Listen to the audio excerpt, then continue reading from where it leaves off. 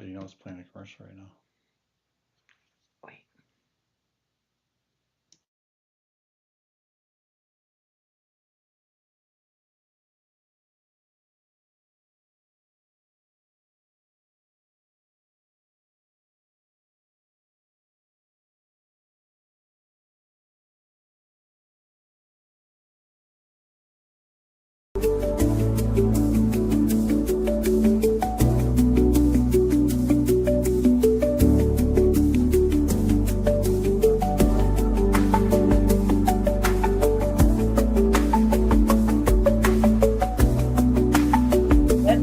For all of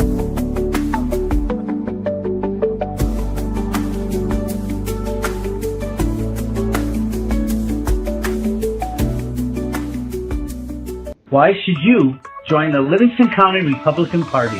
Why, you ask? Yeah, why?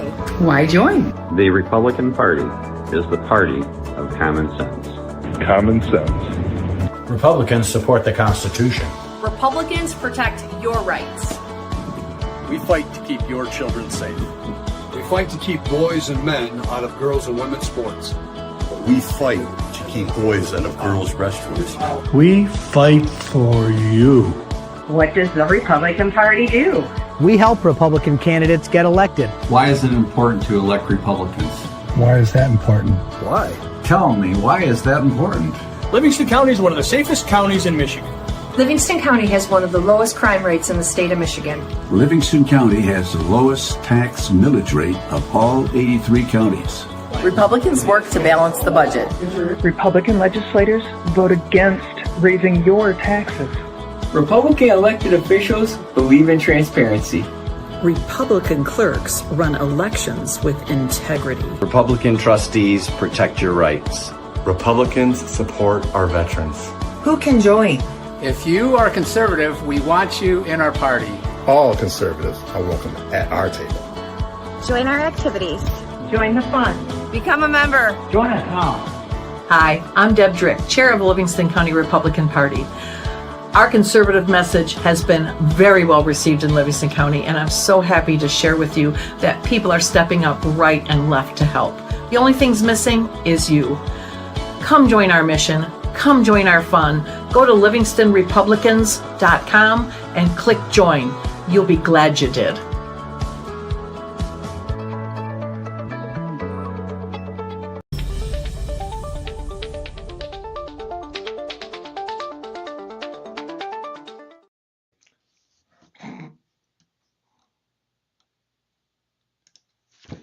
There we are. Good evening and welcome to the November 25th episode of the Right Side Podcast. And tonight our special guest, our first special guest is welcoming back Commissioner Frank Sample, who refused to be a co-host all summer because he golfed on Tuesday. So we have to like get you a whole new golf league next year so we don't have to do this. Remember him? He used to come here and he used to be fun, but then he golfed all summer. So here we are. Now we finally got him back for the winter. So he'll be hanging around with us a little bit here and there. So welcome, Frank, and thanks for jumping in. And right away we got Mark Ashley Price from Highland Park, Wayne County, and I always tease him that he's exactly 50% of the Wayne County Republicans. So it's good that we've got up here. So thanks, Frank, for being here, Commissioner Sample, and I would love to. I think you guys had a big vote last night. Yeah, last night was a pretty good meeting, eventful. We've adopted the 2026 budget. It's balanced, and I expect nothing less. Yeah, it was a nice night, and it was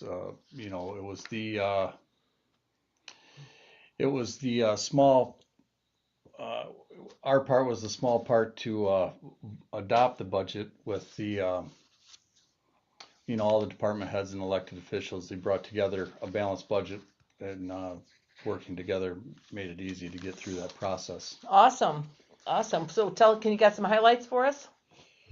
Well, I mean, the highlights is that the administrative department and the fiscal services do an excellent job of providing us the information so that we can, filter through the different departments to come up with, any insight we could give to it. But they're pretty effective, pretty top notch. So it made things pretty smooth. You know, Nick Fiani, the chair of the finance committee, you know, vets these things throughout the year. The process starts early. I mean, the process starts I believe in March, and it runs all the way until you know, this last meeting. So it's I think it's a more painful process on the departments and administration than it is on the commissioners, but ultimately it takes us all to put it together.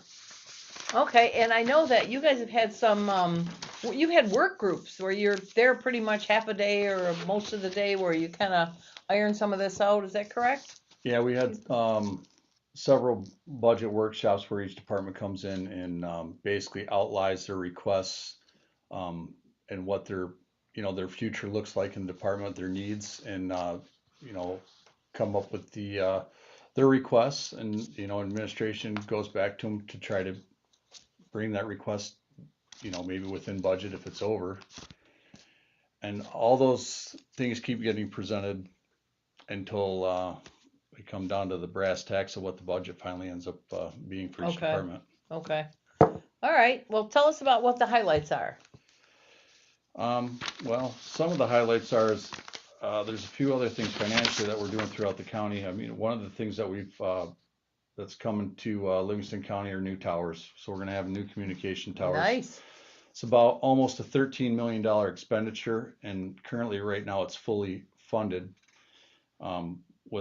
at this point without any bonding or any increase in taxes. Well, that's what you get when you have Republicans running the ship. Yeah, it's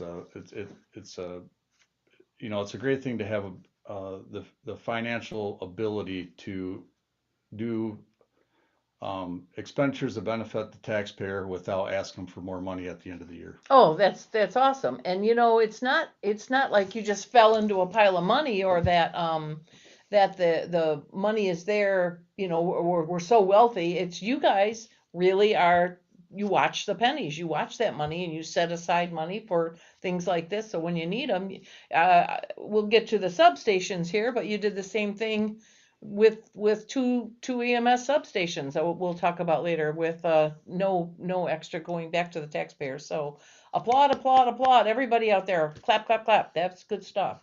So good. Towers. Yeah, so we've gotten through the towers. You know, that went through the RFP process, and that was it's went on for a while, and behind the scenes, I don't know that most people would understand that they initially came in a much higher number. You know, I don't remember exactly what the initial numbers, but I'm going to say by going through some of the processes and going back through the RFP process, we were able to bring down that number to this roughly 13 million, which I believe it started somewhere in the upwards of 16 million, 19 million bucks. And a lot of that is a few commissioners and got together and really pushed hard back towards the vendors to bring those numbers down. Awesome. You know, and yeah, awesome, because I think it's easy just to say, okay, fine, go ahead and do it. And it's a pain to barter, or not barter, but you know, go back and forth on the on prices. But you know, that sounds like you guys saved $3, $4, $5 possible $1 million. Yeah. By doing that. Good for you guys. Karen Burkowski agrees. We so appreciate the fiscal responsibility. Yeah, it's very interesting to see the dynamics of the county evolve. Here we are, the lowest millage rate of any county of the 83 counties in the state of Michigan, and we're able to perform some of the most exceptional services in the state of Michigan. We're one of the healthiest and safest counties in Michigan, and it just continues, you know, with the quality of the sheriff's department and just throughout the county. It's just our directors, our electeds are top notch. Awesome. All right, so what else you got over there besides towers? So one of the things that I don't know that a lot of people will feel in the pocketbook, but the millage rate actually did go down this year. The Headley Amendment allows you to, it's a law that requires the rollback of the millage rates. So our millage rate dropped just slightly, but unfortunately, I don't know that the taxpayers will feel that because of the rates of inflation and property values escalate through the county. But ultimately, with the additional costs, the additional financial burdens that the county's taken on through inflation and those things, we didn't have to increase the millage rate. We were able to take some advantage of the Headley Amendment to pass whatever savings that may end up being to the taxpayer. Nice. And provide services without a tax increase. Wow. Yeah. Our pension is currently 80% funded, which is significantly better than a lot of the other counties. Yes, it is. We were able to increase the COLA to 3% for the in-county employees, which they've watched their wages and things like that be eroded by the inflation and the cost of products. Sure. So that was a good thing to be able to get pushed through in this budget session.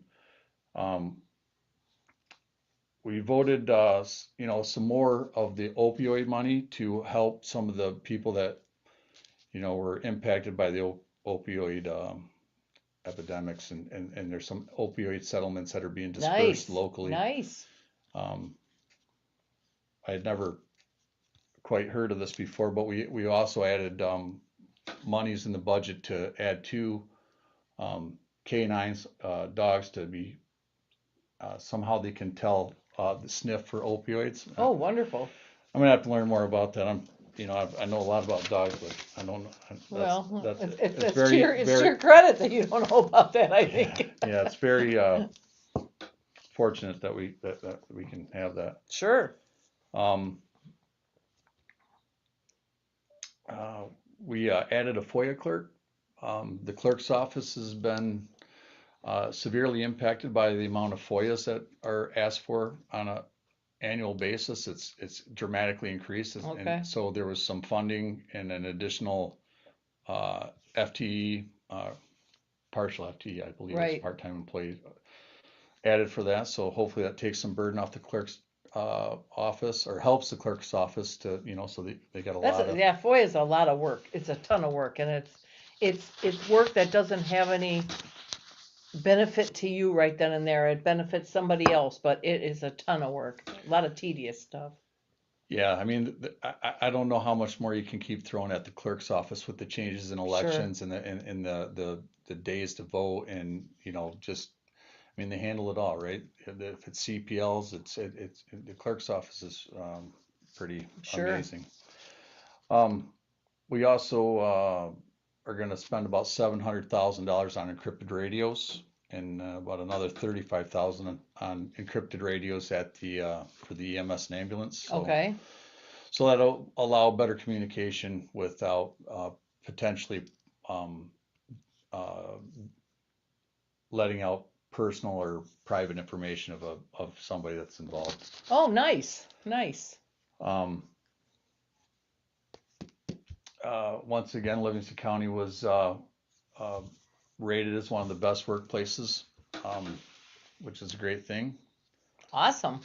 And I don't know. I mean, it just keeps getting better. The more, the longer that I'm in my 3rd year, I'm learning. The board is dynamic. We all have our different places and purposes and where we came from in life, and I think we really mesh those together to be a group of 9 that I think does the best to provide the service that we were voted for. My observation from the outside of year 9, I would not use the word cohesive, because or at least not groupthink.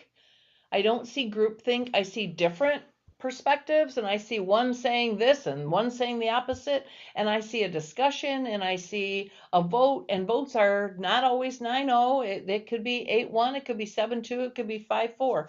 But what I really appreciate about the group of commissioners that we have, and I have suggested very quietly and privately that some of our other local governments that are struggling with this take a page from your book, is because even if you disagree, you're respectful about it, you're professional about it, you vote, you move on. You don't make it a, big personal, start slinging hash, or start throwing mud against the wall, hoping it sticks. So I commend all you guys for that. That's not always easy. Yeah, I mean, it's our responsibility to discuss it, decide it, vote on it, and leave the vote on the table. Yep. And then go back and do some more business than, and keep on continuing to work together, So, I think we get along pretty good. We definitely have some different mindsets on some of the different things we vote on. And I think that's okay. Ultimately that's good. It vets some of these decisions from both sides. So I think we work well together. Nope, I agree. And I think it's not always healthy to always vote the same way or to vote together all the time. Having discussions and, sometimes you meet a little bit in the middle, sometimes not. All right. We're working on we had some technical issues last week where we had some people not able to, there's Joni. I was just wondering, Joni, I haven't seen you yet. So yeah, we were having problem with some of the, comments not showing up. So I'm really glad that people, so if except for Jay, which I'll get to shortly, I have been posting everybody's post up here. So if I have not posted your post up here on the stage, it's because I don't see it. So if you post something here and you don't see me get it in a few minutes, go someplace else. You can get it from my personal Facebook. You can go to Livingston County Republican Party, and you can go to YouTube. But if you're posting on here, you're trying to comment and we're not getting it, then go to a different source and they're public. YouTube, at the right side Livingston, or the Livingston County Republican Party Facebook. Okay. Joni's Krogering. Jay has an announcement. Trump just declared the auto pen pardons of last year's turkey pre-Thanksgiving as invalid due to an auto pen. All right. Nice. Okay. Yeah. All right. So back Poor to turkeys. Yeah. So anyway, so what? You got more here. You got more? Well, I'd like to, reach out to thank, some of the other electeds in the county. Tom Barrett's brought some dollars back to our communities. I forget the number. I believe it was almost $500,000 to our central dispatch at 911. And in my area, Putnam Township, we had a fire truck that I think it was 26 or 28 years old, due for replacement.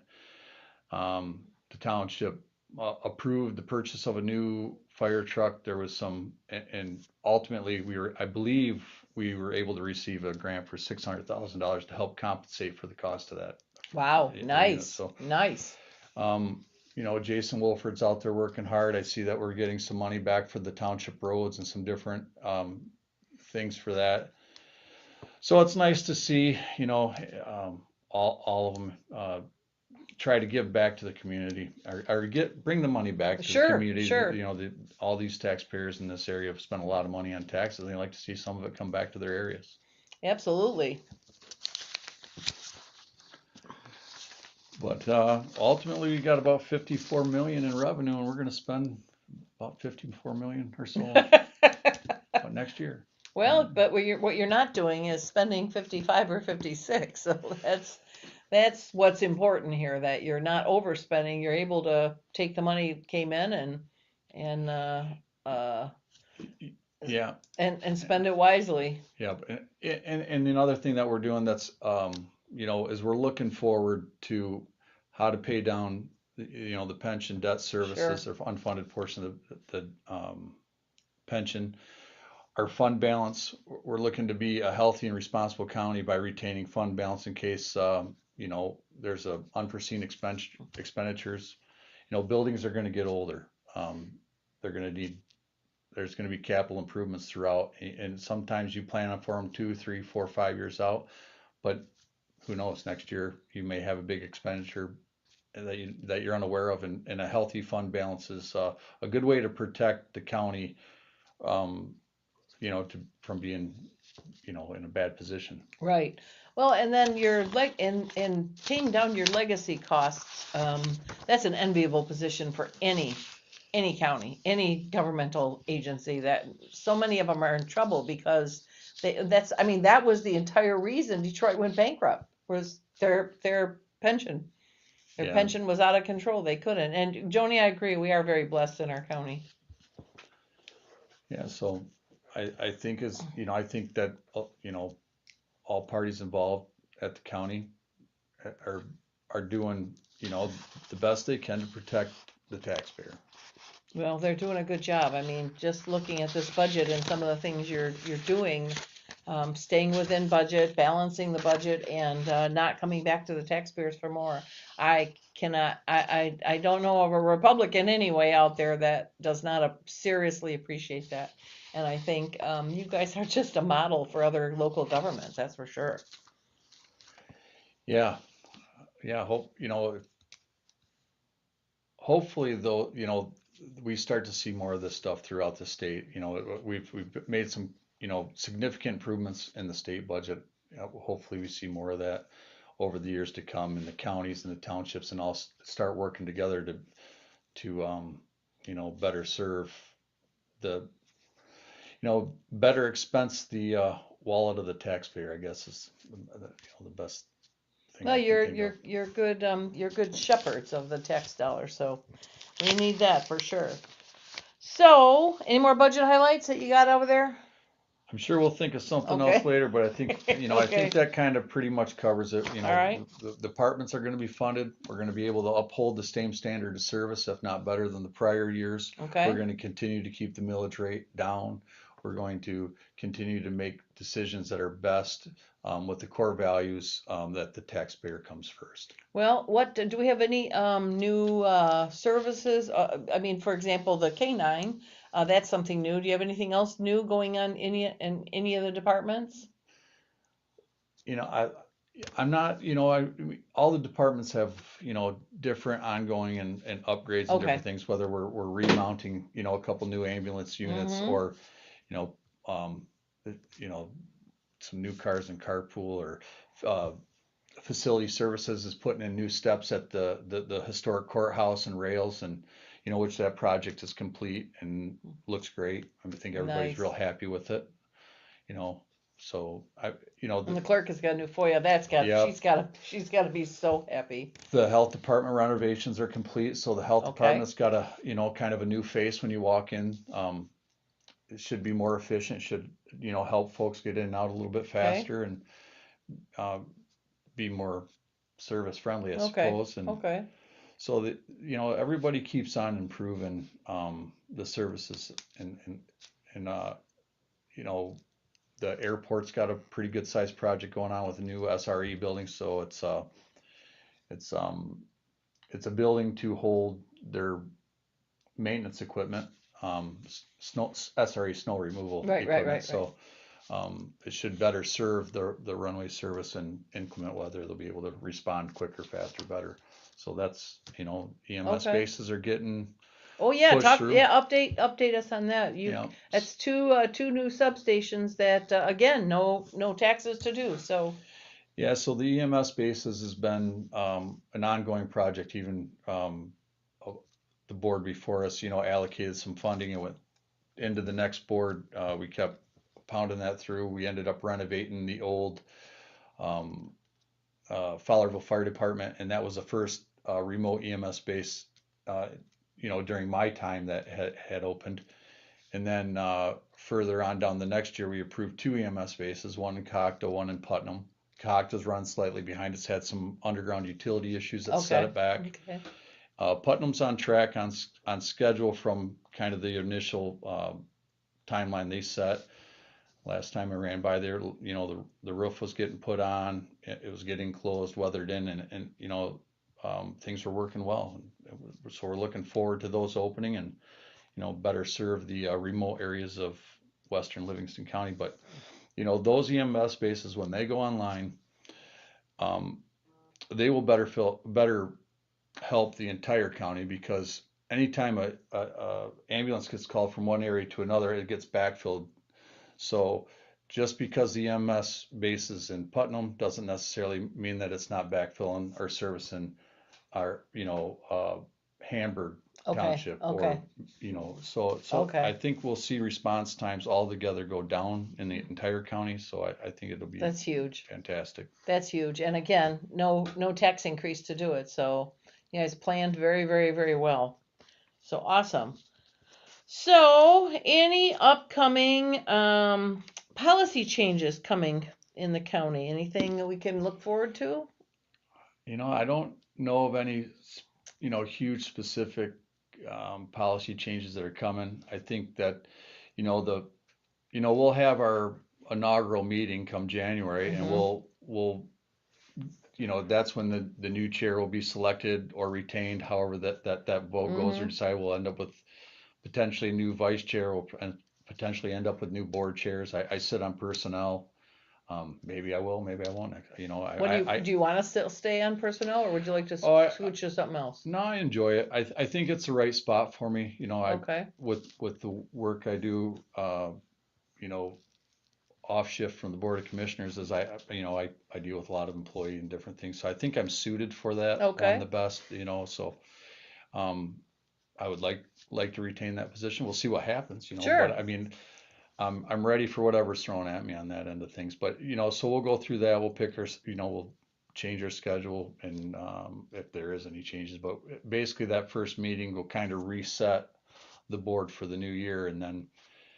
So I don't see a lot to change in the months of December. It'll be pretty much Okay. going through, finalizing things of this year, and then January will bring the new changes to the dynamic of the board, and then we'll start looking at,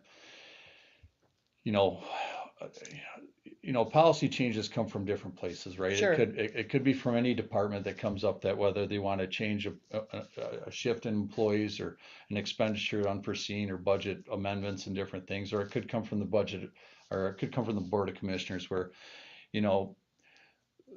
somebody looks into something and they say, hey, this might be a good idea. We got kind of something stemming from that right now. I'm not necessarily ready to talk about it yet? 100%. Well, I'm not. It's not that I'm not ready to talk about it. It's just I'm interested to hear the total dynamic of it. So Commissioner Nakagiri has taken the time to immerse himself into the debts of the county, and one of those debts that he's really looked into and tried to focus on is the unfunded liability portion. And it appears, that we pay an interest rate, a higher interest rate, that would be lower than a bond rate. So there's an idea that there could be a potential savings to the county to bond, maybe the towers, or maybe some high expenditure things to pay down that portion of unfunded pension liability. Oh, I see. Where there would be Sure. the gap in savings of the interest rate would be a benefit to the county, and that's an up and coming new thing that I'm really looking forward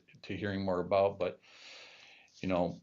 it seems like every commissioner has the different places where they drill down into something and really get, and sometimes they unwrap something that's worth something, and sometimes I spent a lot of time to find out that that's done just the way it's supposed to be. So but yeah, so I look forward to the new ideas and the new things that other commissioners can bring to the table. And then, through personnel, I look forward to the different changes with the departments and how they're looking to, through personnel, you get to see a lot of interviews or appointments to different committees and things like that. So you Right. get an opportunity to meet people before they're potentially on a board, or you get to hear about an employee of the county that's getting upgraded, because there's natural step levels, and anytime that they go beyond the set pay levels, Sure. they have to come to the Board of Commissioners to get, Okay. which that stems in the personnel committee. So I get to see a lot of that. And typically when those additional step increases are coming through personnel, it's because there's an employee in the county that's been undervalued, and the director's doing their job to make sure that that employee is getting the pay and the wage that they feel that they're entitled that to. they're accounted to, Okay. entitled to. So, you see it, and then there's a lot of preparation into those things where the directors go through, they give us all the information, what the increase of cost is going to be in that. They give it's evaluated by a third party of what that job title is and what it should be. It may even be comparison to other counties or other departments or other applicable wages in the private sector, and it gives us, however you want to see it, either gives us the information we need to make the decision, or gives us the information to back up the decision, Okay. good or bad. But yeah, so it's, it's just. Well, that it's kind always- of brings up the question. So we have a good place to work where we're just rated very, very high as a place to work. So I can't believe having that good of a rating, we have a lot of turnover. So tell me kind of like, what does a personnel committee, what's your role? How do you have meetings regularly every month or and what do you do with them if we're not turning over personnel like crazy? Well, personnel's once a month. Okay. So almost all the boards and almost all the appointments go through personnel. Okay. So if it's an appointment to the aeronautical board, it's going to go through personnel. If it's an Okay. appointment to the veterans board, it's going to go through personnel. Okay. It starts there, but then it's basically passed on to the full board for the final decision. Okay. But it's first vetted through personnel. Okay. So when you say there's not much rollover, that's true, but there's also, roughly 700 plus minus employees within the county that potentially could have, step increases or changes in employment, or they may Okay. they may reduce an FTE to add 2 part-time Okay. employees or something like that. Okay. There's always a dynamic. There's changes. There's positions that are unfilled. They can't fill them. Maybe it's Okay. because it's undervalued, so they may come to the Okay. board to ask if it could be posted at a higher Higher wage rate. Okay. and different things. So it's a lot of different things that could come through personnel. But you don't do the hiring for the departments. You guys actually like pick the directors that Yeah. are not elected, obviously. So, for example, the health department, you guys hire the director, but you don't hire he or she hires their own deputy. He and she hires their own front desk people or Yep. whatnot. Yeah, Okay. we don't go through the interview process of, Okay. the other employees throughout the county. So yeah, if there's, we're getting ready to, our CFO is going to retire. And so we're For currently, the health department? no, for the administration, Oh, or for fiscal services okay, all right. administration. Longtime great employee, and they're gonna have a heck of a time to fill that position, but currently right now that position's being sought after, and we'll see where that comes. Okay. All right. And you guys have posted for it already, or Yep. people just okay? Yep, it's been posted. They hired a company to procure that position, Okay. or to bring candidates Right, to the right. to the board. Okay. Interesting. All right. Well, okay. When did that get posted? I don't remember hearing that. Usually I hear those little pieces of. I don't technically know exactly when the position was posted, but I know we've known this for a while. Okay. I know that the date was set. And this is Cindy? Yes. Okay. Yep. Yes. Yep. So it was, it's going to be a loss, and it's going to be some tough. It's going to be tough tough shoes to fill for All sure. right. So Okay. I look forward to seeing who ends up. So next. what's that process? When is that going to go? Well, I don't exactly know when it'll end up in front of the board, but it's got to be pretty soon, because the time's ticking on how much money Okay. she's got here. Is she ending the end of the year or? No, it's before that. Oh. Yeah, I believe it's February. I think it's March. Oh, all right. I'm not certain about that. I wouldn't Okay. want to. Don't quote me. Okay. Don't quote me on that. He says I'm public. I don't know that we can't not quote you. Yeah. Well, I like Yeah. to say that. Okay. All right. Well, I will say that you have the absolute record on this. You have broken the record on this podcast for the most kicks under the table. Stop looking at me. I'm not trying to. I know. This is. I know it's hard, but we're talking to the audience there, so and I've said this before. I know Mike Cox told me that he was scared. He told everybody, "Look, Deb's threatened that she's gonna kick me if I don't look straight," which I do. So I knee under the table every time you look at me. So I used to have a podcast where we would look at each other, but everybody would stare at the side of my head and the other side of your head. So it just doesn't make sense. We're talking to you guys, not each other. So. Okay. All right. Well, anything more that's going on in your life, in your world, in the commission, in the county that you want to bring up? Yeah, I'm kind of at a loss of how much more I could talk about how well the county's ran, and so, I'm happy to sit on the board with the other commissioners. I'm thoroughly impressed with the directors and the other electeds and how they run their departments, and it's been educational for me to go from the private sector where I've been for 32 years or whatever it is now, to seeing how county government, local government, and departments and all that stuff kind of work together to, I don't know, to provide the services that for the people that pay their taxes. Well, and I've said this before, I said it tonight, I will keep saying it. Every time a commissioner comes on the podcast, we have by far the best commission in the state. I hands down, I'll compare you guys to anybody. Without, the debts, without the imbalance with things being paid. You guys are so fiscally responsible, and the new things that come up, we need them. You can do them without, and they're not, you guys are not frivolous. You guys make sure that the wheels continue to turn on the bus, right? But you don't do frivolous stuff, and you sock money away when you need it. So boy, we've needed it a little bit, and poof, you guys have coughed it up when we've needed it. So without having to go back. So I don't know how many, and I say this because I just don't know how many residents understand how rare that is. So anybody that's lived in Livingston County their whole life and they don't know anything different, when I was first dating Jay, he took me to a hockey game, a Michigan State hockey game, and the first thing that happened was one of the players scored 5 goals that game. It turned out to, it's still a school record. I don't think it's been broken. It was 1986, I think.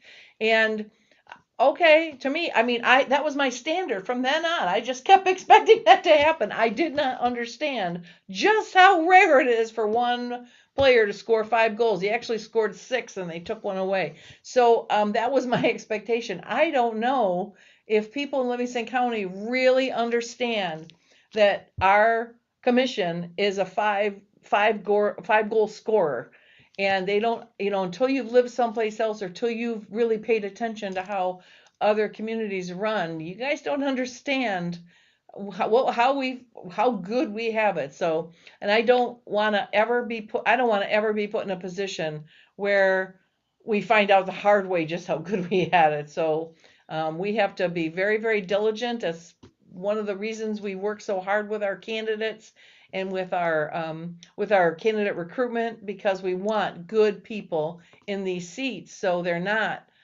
causing all kinds of trouble. So kudos to you, Frank, and kudos to the rest of the other 8 commissioners on that board that do a great job. And we'll look forward to seeing next year. And 2 dogs and a FOIA clerk. All right.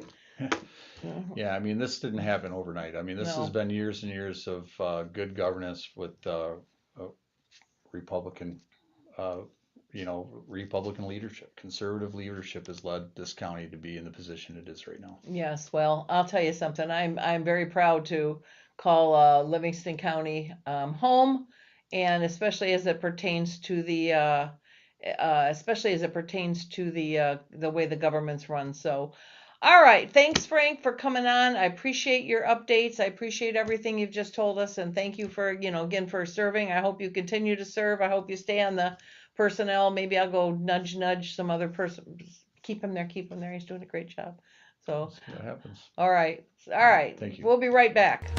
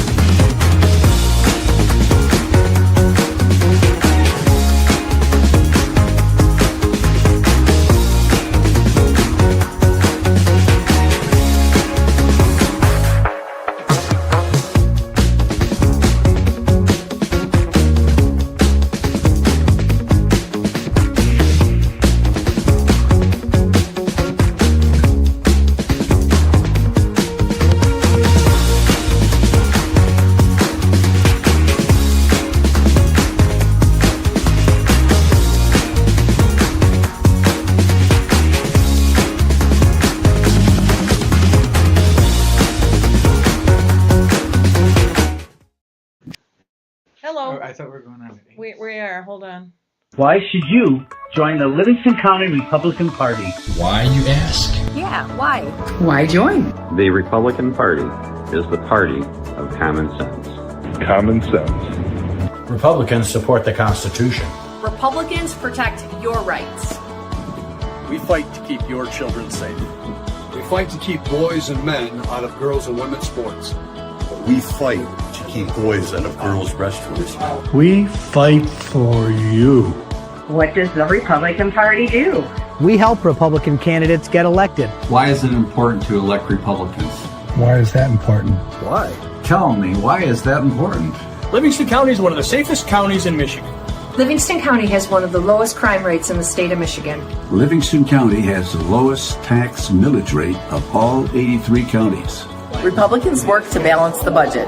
Republican legislators vote against raising your taxes. Republican elected officials believe in transparency. Republican clerks run elections with integrity. Republican trustees protect your rights. Republicans support our veterans. Who can join? If you are conservative, we want you in our party. All conservatives are welcome at our table. Join our activities. Join the fun. Become a member. Join us now. Hi, I'm Deb Drick, Chair of the Livingston County Republican Party. Our conservative message has been very well received in Livingston County, and I'm so happy to share with you that people are stepping up right and left to help. The only thing's missing is you. Come join our mission. Come join our fun. Go to livingstonrepublicans.com and click join. You'll be glad you did.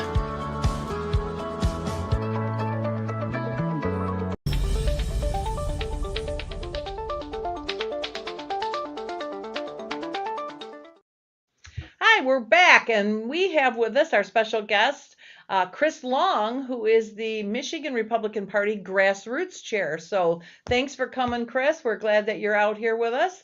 And we're going to, as we go, we will bring up, for example, we have here Frank Thomas said, good job, Commissioner Frank. Didn't he do a good job? Yes, he did. He did excellent. Our commissioners are the best. I'm sure you overheard me as we were tailing off here. Yeah. So I would like you, first of all, to kind of tell us about you personally. We'll get into what you do as your grassroots chair, but tell us about you. Where are you from? And So I'm Chris Long, grassroots vice chairman of the Michigan Republican Party.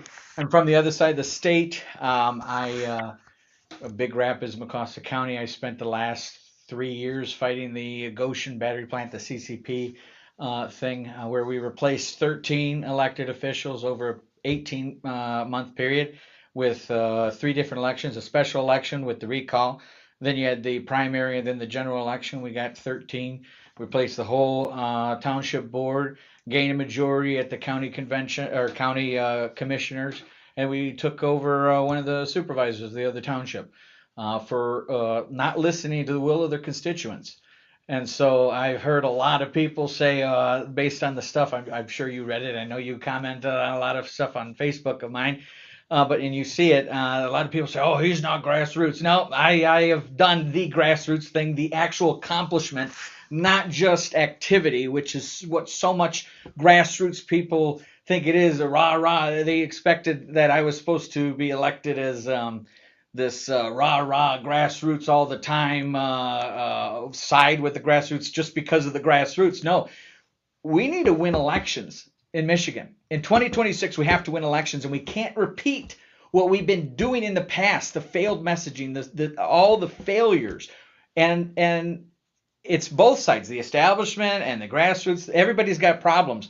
But right now, I'm trying to steer the grassroots and explain the realities of the situation. And I know you're seeing a lot of it on Facebook and all that. So well, tell me, let's tell, like, where'd you go to school, all that stuff. So I went to U of M Flint. I'm originally from Lapeer. Okay. Before I moved out to the other side of the state, I went to U of M Flint. Okay. I dropped out. I'm a software engineer by trade. I've been writing software. I had my first computer when I was 6. Started writing code at 12. Writing medical robot code in high school. Also joined the robotics team, but I had my first job in high school while everyone else was working at McDonald's or whatnot. I was writing medical robot code. Nice. And so then I got into the automotive industry, and that's where I've been ever since. So about 16 years in career of software. That's what I've been doing. And I dropped out of school because I wasn't getting any. I hated the indoctrination. I mean, that is. No, I hear you. I hear you. I'm sorry. That's all right. Am I too loud? Well, you won't be if I move the microphone. Like, if you get any more excited, I'm going to put it over there with Tyler. You probably should put it over there. Somebody tell me, calm them down or move the mic if it's too loud out there. They didn't warn you. No, it's all right. No, we're fine. We're fine. All right. Well, let's see. We got some comments here. Kelly Powell says, "Welcome to Livingston." Hello, Kelly. And then Joni thanks you for traveling such a distance. Yes. 2.5 hour drive. Yeah. Then wonderful. We're glad you're here. Jason said, "Absolutely, Chris, 100%." So, all right. So tell me, what is the role of a grassroots chair in the Michigan Party? Yeah. So this is a huge misunderstanding. A lot of people think, like I said before, that the grassroots vice chairman is supposed to just be the representative, the voice of the grassroots. That's not entirely the case. In the bylaws of the Michigan Republican Party, the grassroots vice chairman is to lead all precinct delegate recruitment, getting volunteers, voter registration, and what's the third one? Get out and vote efforts. Okay. All Though that's the leadership role. Okay. The only grassroots part is just in the title, because we're talking about the grassroots voters. We're not talking about representing the grassroots delegates in the state party. That's where everyone gets confused. It's not the grassroots candidates. Exactly. Exactly. Okay. And because I always use the argument, it's like, okay, if I'm supposed to only represent the grassroots, where's the establishment vice chair? Where's the 2A vice chair? Where's the pro-life vice chair? Where's all these different subgroups? All right, so it's the grassroots voters. Okay, yes. I get it. All right, so tell me what, as it pertains to that role, what do you specifically bring to the table for that? So with the Goshen aspect, what we were able to accomplish, the strategies that we used, the messaging, I door knocked. I organized to get teams to door knock for both Trump Force 47 and for our candidates locally in our county, and it was the largest grassroots successful effort in the state of Michigan modern history. It seriously was. Great. I mean, we had Congratulations. probably 3,000 people helping across the whole county. Wow, so. Nice.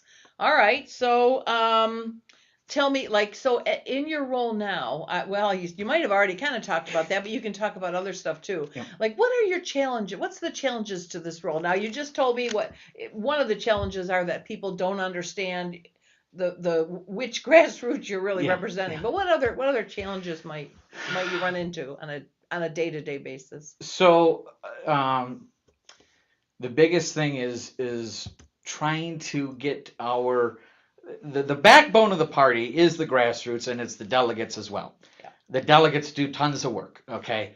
But it's steering this large ship that doesn't want to move into, let's stop doing what we've done in the past and start doing something a little differently, or exposing the reality, because so many people are rah, the establishment did this, or we can't talk to the donors, or all that stuff. And then I hear, when I go around the state, I go a lot of places, I don't go where I'm not invited. So if you'd like me to come to your area, please invite me and I will come, but I don't want to impose. Thank you for inviting me. I greatly appreciate that. Thank you for accepting. So I can recall one of the meetings shortly after I was elected. I went to one of the groups in the state. I'm not going to name, but I'm sitting there and they're all introducing themselves. About probably 50, 60 people were there. And they're like, I'm so-and-so, and I'm fine if we don't win elections. I'm here for the good communication and the good camaraderie and everything. And it's like, when it was my turn to introduce myself, I'm like, I might be the minority here, but I'm here to win elections, okay? I'm not here for the communication and all this other stuff. I'm not here for friends joining the faction. I'm not here for the tacos, okay? I'm here to win elections. because Oh, my now generation. You did it. Oh, now yeah, you no- did it. Scott Greenlee's up there. Thanking you for your words. You said you're not there for tacos. Scott, off with his It is head. Taco That's it. Tuesday. I know. Scott put out a meme today. I have to tell you, I have to break out. Scott put out a meme. I was cracking up. Ready? Here's your Tuesday poem. Okay. Roses are red, so is salsa. Give me a taco. The end. That's the typical Scott Greenlee something like post that on anyway. a It was Tuesday. hysterical. That's a typical one. Yes, and Kelly agrees with you that there should be some renaming. Yeah, of it should be the Get Out and Vote. Get out, Go TV. Yeah, exactly. So good. All right, so you have this is so your day to day. We were talking about your challenges. I lost for a minute there. Yeah. So the challenges is trying to get the people who are the most passionate people about a lot of issues steering in the correct direction. I mean, there's a lot of people that want to turn Michigan. They want to elect Marjorie Taylor Greene across the state. Sorry, we're not that red of a state. We don't have that red of districts to be able to do that in overnight. That's the goal. We need to be electing, or in the goal of the primary is to elect the quality candidates that are electable in the general.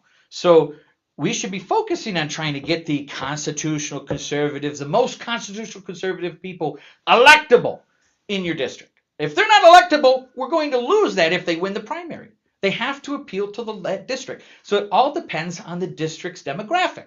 And people just don't get that. They're like, I'm not going to vote if my candidate doesn't get through the primary. That's a problem. That's my that's a big pet peeve here. I've done all kinds of presentations on that, but I always sum it up this way. I'm sure you've seen it. Oh yes. And it's been this. Far too much. Primary is the place to fight like hell for your candidate. Yes. The general is the place to fight like hell against the Democrat. That's the enemy. That's it. That's it. You are fighting for your candidate in the primary and against the Democrat in the general. Yes. And whichever one that happens. And we talk about, I think I posted today, what people say, well, I'm tired of the rhinos, I'm tired of this. And once again, we've all seen my presentation here, most of you, where we have the Speaker of the House and we have the Senate Majority Leader. And that happens in the state and in the U.S. And they set these two. Pick everything. Mm-hmm. Nothing. It doesn't say Haynes until they say. I just dated myself. It doesn't say Haynes until they say it says Haynes. Yeah. Nobody. I don't care what. If you have a Republican and is the worst Republican in your mind because he's pro gun control and pro tax increases and pro everything else. If he's a Republican and you get majority. You get majority now because you got a Republican, even a bad Republican elected, then a Republican Senate Majority Leader or a Republican Speaker gets elected. And that person is who sets the policy. Yes. It doesn't matter if your guy or girl is a she wants to put out pro-choice legislation. The Senate Majority Leader Speaker will not let it see the light of day, right. Or gun control or tax increases. So it doesn't matter. It's a question of, do you want to be the most righteous person at the loser's table? Yes. That's what it is. That's what you're going to wear.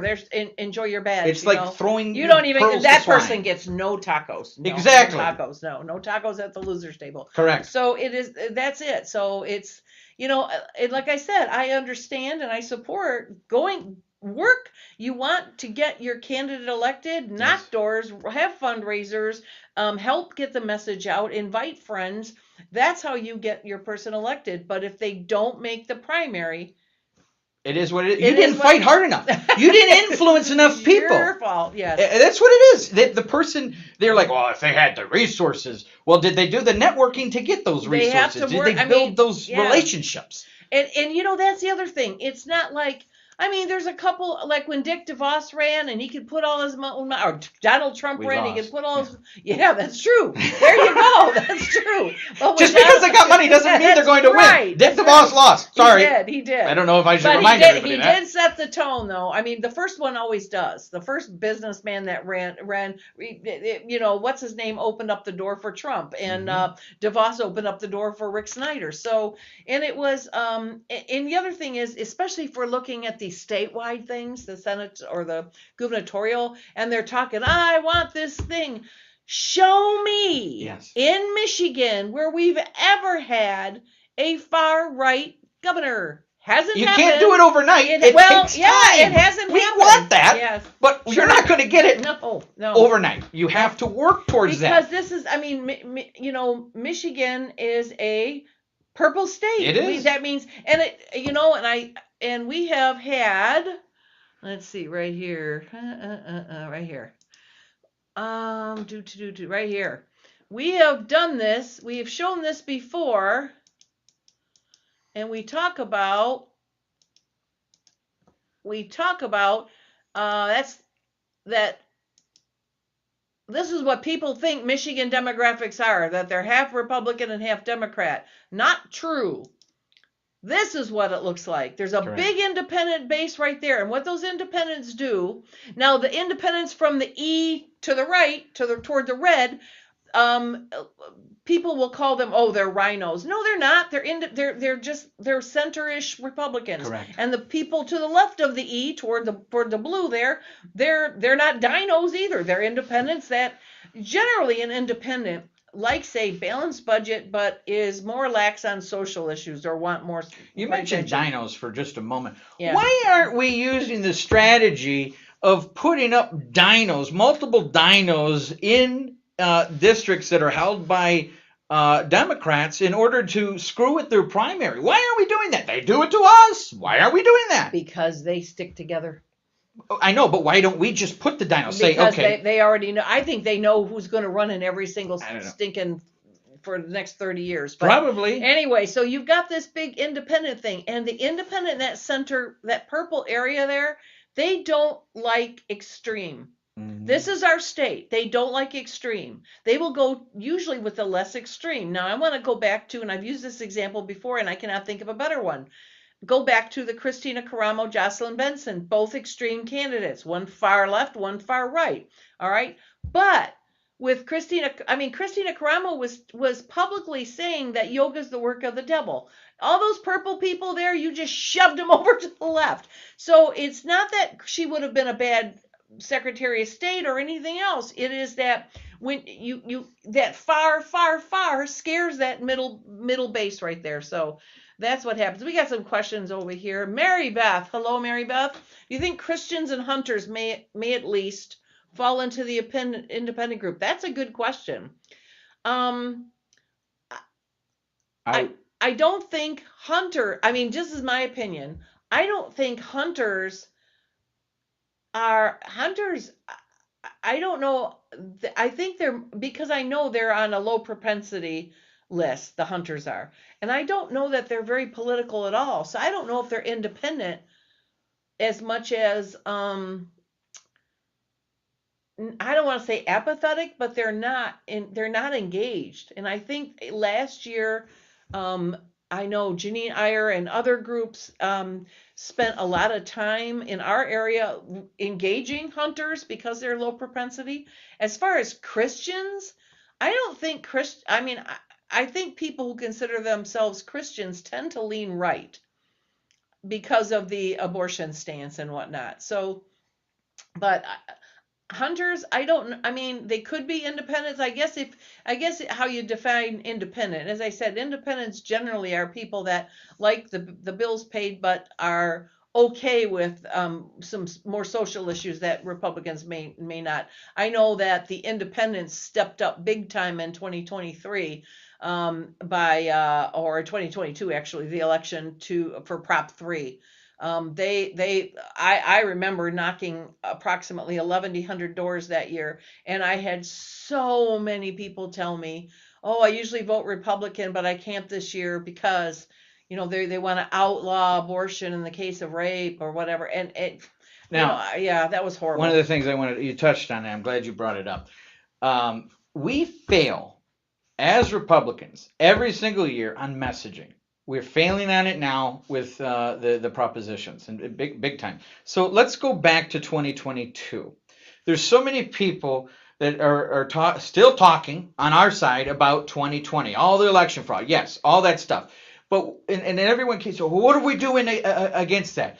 Well, first of all, we need election integrity, but if we don't have the vote to get out, if we don't get out the vote, there will be nothing to protect, number one. Number two, we failed in 2022 because we failed to protect the Prop 2 and stop that. So everything that they used in 2020 to scheme the systems, all that stuff, that got put into the state constitution through Prop 2, and we did nothing to stop it. Why? Because a lot of us were focused on I'm going to go there. Go ahead. I'm going to go there. There was a lot of people that were focused on helping replace a bunch of incumbents because a certain person, a certain PAC wanted to become Speaker of the House. And so they ran a bunch of candidates, caused a bunch of chaos, and we lost a bunch of stuff in the House. I'm not going to say who it was that was running. I'm not going to call out that PAC. But that is reality. We lost a bunch of stuff because people were focused on that rather than focused on making sure we win elections. They were replacing incumbents because they knew that if they didn't replace the incumbents, that person couldn't win as Speaker of the House. Just going to say that right now. Well, okay, that's a take, and I have heard that opinion before. I mean, it's my observation that particular year that the right to life position should have been, they should have allowed that bill to be legislated once it got the signatures. So that was Prop 3. We said for You're messaging on that. Yeah, I was part of it too.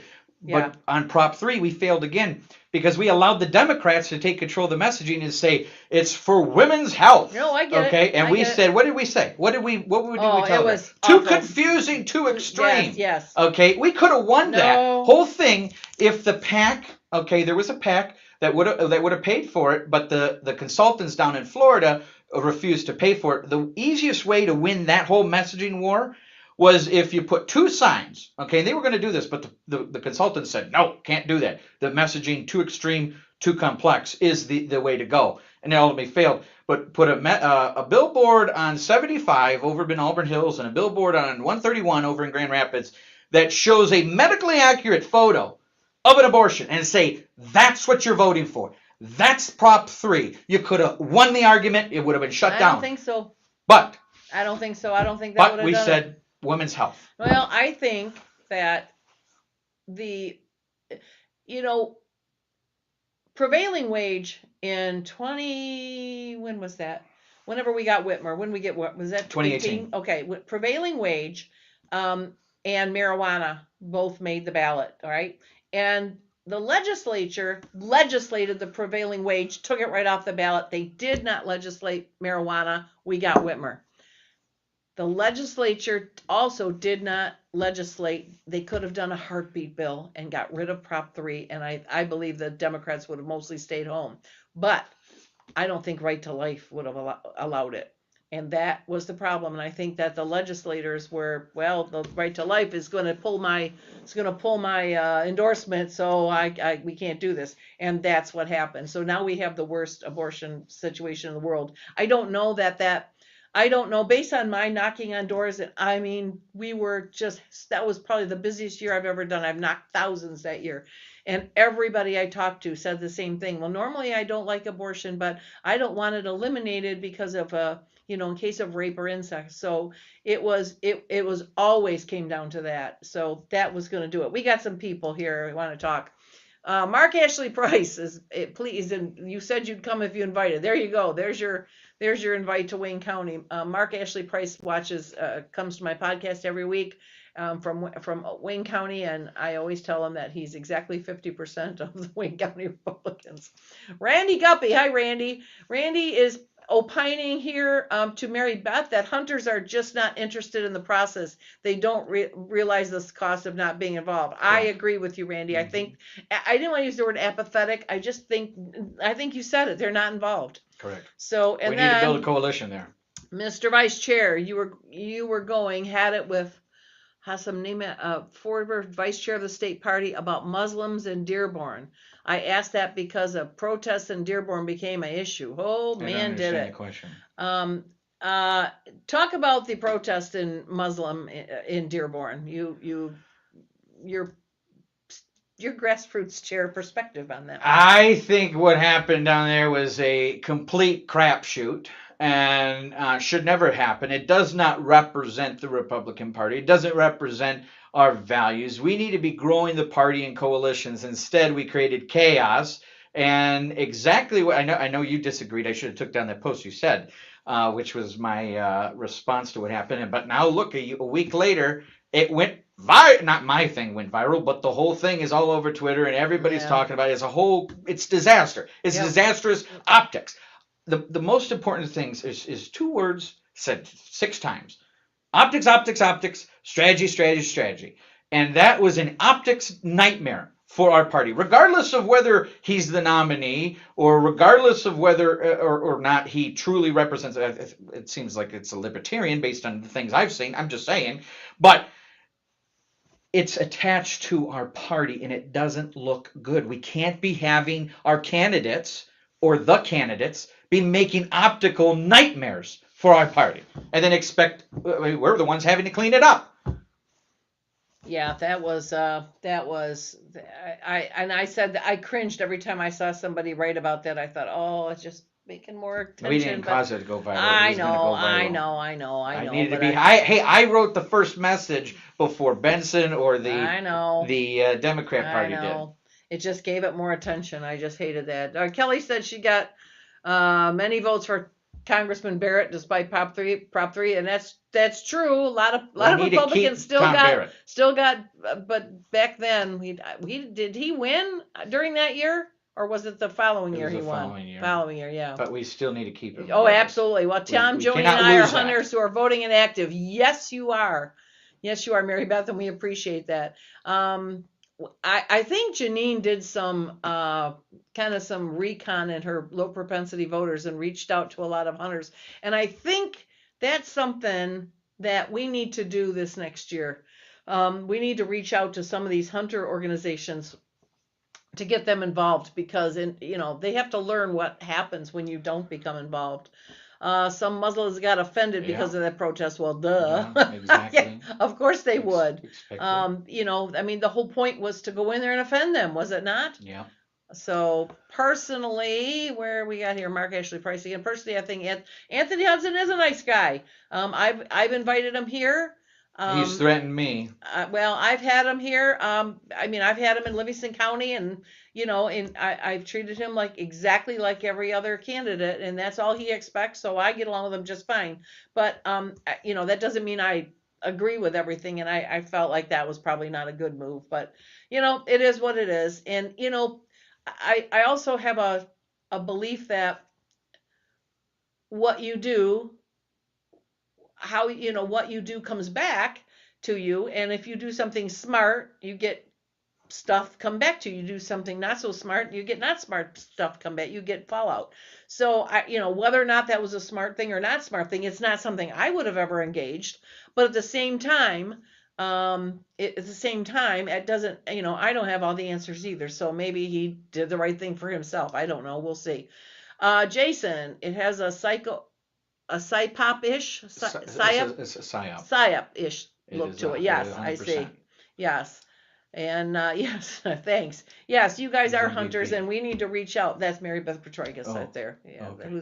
She was talking about Tom and Joni, and there's Joni responding. I see. Sometimes they talked amongst themselves, and we just sit here. We're just the eye candy, So even though I can't look at you, it's got to be a hostage video. Do not look. I shall kick you under the table. God, poor Frank. He's gonna go back. If Renee is watching, the whole right side of Frank's leg is bruised because I kept kicking him under the table because he kept wanting to look at me. I'm not. I'm looking straight ahead. That's right. Yeah. Hostage video. Yes, Kevin Kafsky and Mike Cox both, and Mike Rogers too. We'll see. You can watch them. They'll start laughing in the middle of the video. It's because I just kicked them. So, anyway, I've received no kicks so far. No kicks so far. That's right. I almost did once. You sort of looked, but you caught yourself, so I didn't kick you. All right. So let me ask you this. The obvious answer is when I ask you the question of how will you measure success as your grassroots chair? Obviously, that candidates get elected, but what other indicators are there that the grassroots chair is doing the job it's supposed to do? Do we have a positive growth in precinct delegates and not just bodies? There's a big problem over the last few years, and it is always this cycle of people trying to take over the party for they recruit delegates to take over. Every so often it happens. Well, it happens in a cycle, and it's the last time we had it was Michigan Precinct First. All the grassroots people are going to be now mad at me for bringing this up. Sure. But Michigan Precinct First recruited a bunch of bodies for the sole purpose of taking over the party because they told everybody and convinced everybody involved that the entire reason why the party failed and why we lost elections and lost 2020 is because anybody who was involved with the party prior to them existing. So anybody prior to 2020, they're the cause, they're the rhinos, they're the establishment. The reason why the country is going to crap in the state is because of them. So we got to purge the party. And that's what these people did. Right. But this is a cycle that happens every 10 to 15 years. And you go back, the Tea Party did the same thing. Oh, yeah. Tea Party said anybody that existed prior to them is why the housing market crashed and why we got Obamacare, why we got Obama in general. And they did the whole thing. And guess what? They became the establishment. One of two things happen. You get absorbed into the machine, or you get burnt out and get away, and you just get not involved anymore. Or some of them still continue with their ideas of them. And it goes back further than the Tea Party. You go back to the early 90s and late 80s. You have the Pat Robertson delegates who did the same thing. Anybody that was part of the party prior to them, or the sole reason. And so these grassroots groups go and recruit bodies for the sole purposes of takeover who have no experience of the party. I mean, for example, me. I didn't just become a delegate and go to the convention and put my paperwork in, the affidavit, and just show up at the convention. I was involved with the party for over a year. And that's aside from the Goshen thing. I mean, because of the Goshen thing, I got involved. But I was a part of the party as a dues-paying member for over a year, involved in every single meeting, involved with discussion when I could, going to events, getting to know the people, getting to know the whole framework and lay of land and how to do things, learning Robert's Rules of Order. And then I became a delegate. I didn't just become a delegate and show up to the convention for the purpose of it. That's what a lot of people do. Well, that's because people go to them and say, all right, I need you to be a delegate. All you got to do is show up to 2 meetings, and I'll give you a list and tell you how to vote. That's the problem. That's what happens. Yeah. And then you get... And then we wonder why we're in positions where we are, where there's chaos and the party can't do anything. Yes, because then we have to start all over again. Yes, every time. Because, how can you grow a forest when you're cutting down the trees every 2 years? I know. It is bad. But anyway, so hopefully we've saved. So let's go back volunteer recruitment. 1 second. So you said the success. So making sure we have enough volunteers for the general election slate of candidates. Okay, we need volunteers, people who are willing to put in the work, because a lot of times I see 20% of the people doing 80% of the work. Oh yeah, that's a big problem. That's everywhere. Precinct delegate, not recruitment that's not just bodies, but people who are actually want to win, want to be involved, want to come to the meeting, not just be there for their convention thing and go to the state party, blah, blah, blah. Right. If you're in it just to go for the social hour or faction fun, then you're not in it for the correct reasons. We're here to win elections. And so, what's the word? Voter registration. Okay. More voters. Improve if we can make the districts more red, that's a metric of success. Okay. And then winning elections. Look, a lot of people are very angry with me on both sides. The establishment don't like me calling out them, and the grassroots don't like me calling out them. Both sides are mad, so I must be doing something right because I'm calling out the bullcrap from wherever it comes from. And because I'm not here to be your friend, I'm not here to join your clique. All that stuff. I am here to win elections. The only reason I'm involved. And so if I don't get reelected, whatever, I might not even run again. If we win, I have no really reason to be involved. I've fulfilled my mission. And then we're done. Okay. Well, and I've always told everybody, I mean, it doesn't matter what you do. I taught a leadership course here for 27 years in Livingston County. And I always started off by saying, if you want to be the person everybody likes, if you don't ever want anybody to be mad at you or treat you badly or be rude or attack you or insult you, if you never want anybody to ever be angry at you, never, ever make a difference in life. Correct. Because when you make a difference, you threaten people who don't Correct. make a difference, or you threaten them that they want the other side of the difference. It's almost So like the people want me to there's nothing you just can do. not do anything or stay quiet. Oh or no, just then side they're, with then them. they're going to be complain. mad. Then they'll complain you're not doing anything. There's also another large misconception. I don't know if you Okay. have it written down. Well, no, I you don't. wouldn't. People think that the Republican Party chooses the candidates. That's the most farthest thing from the truth. The Michigan Republican Party, the MIGOP, does not choose the candidates. Okay, the candidates step up and they run. There might be some influential PACs or people that influence them, but it's not the party. We're not allowed to. Okay, and so I constantly hear, well, you should be vetting candidates and you should be finding candidates. That too. If I went and found the candidates, I have a whole list of people that would be the first ones to complain about who they are and what they are because it doesn't fit their purity test. Yes. Yep, that's true. So it's a catch-22. They're complaining that we don't have good candidates and they want me to find better candidates, but yet I'm not allowed to, and they would be the first ones to complain. Agreed. Okay, Samson is saying that's just what happened to Kristen. Are you talking about Kristen or Christina? I don't know who Kristen is, so unless you're talking about Christina, I don't understand that.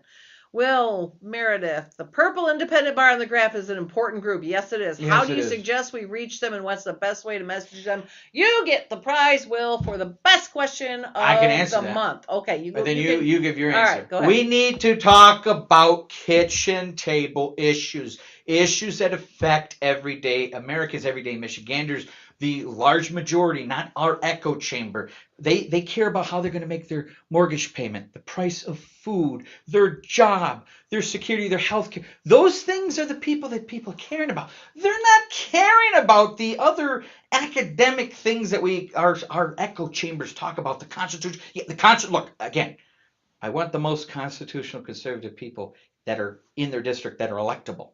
Okay? But we focus a lot on the messaging being the things that the rest of the majority doesn't care about. We are in our own echo chamber. The sole fact that we are delegates, we are a minority. Okay? Just by being involved. There's 1.7 million Republicans in the state of Michigan that will vote Republican all the time. Okay?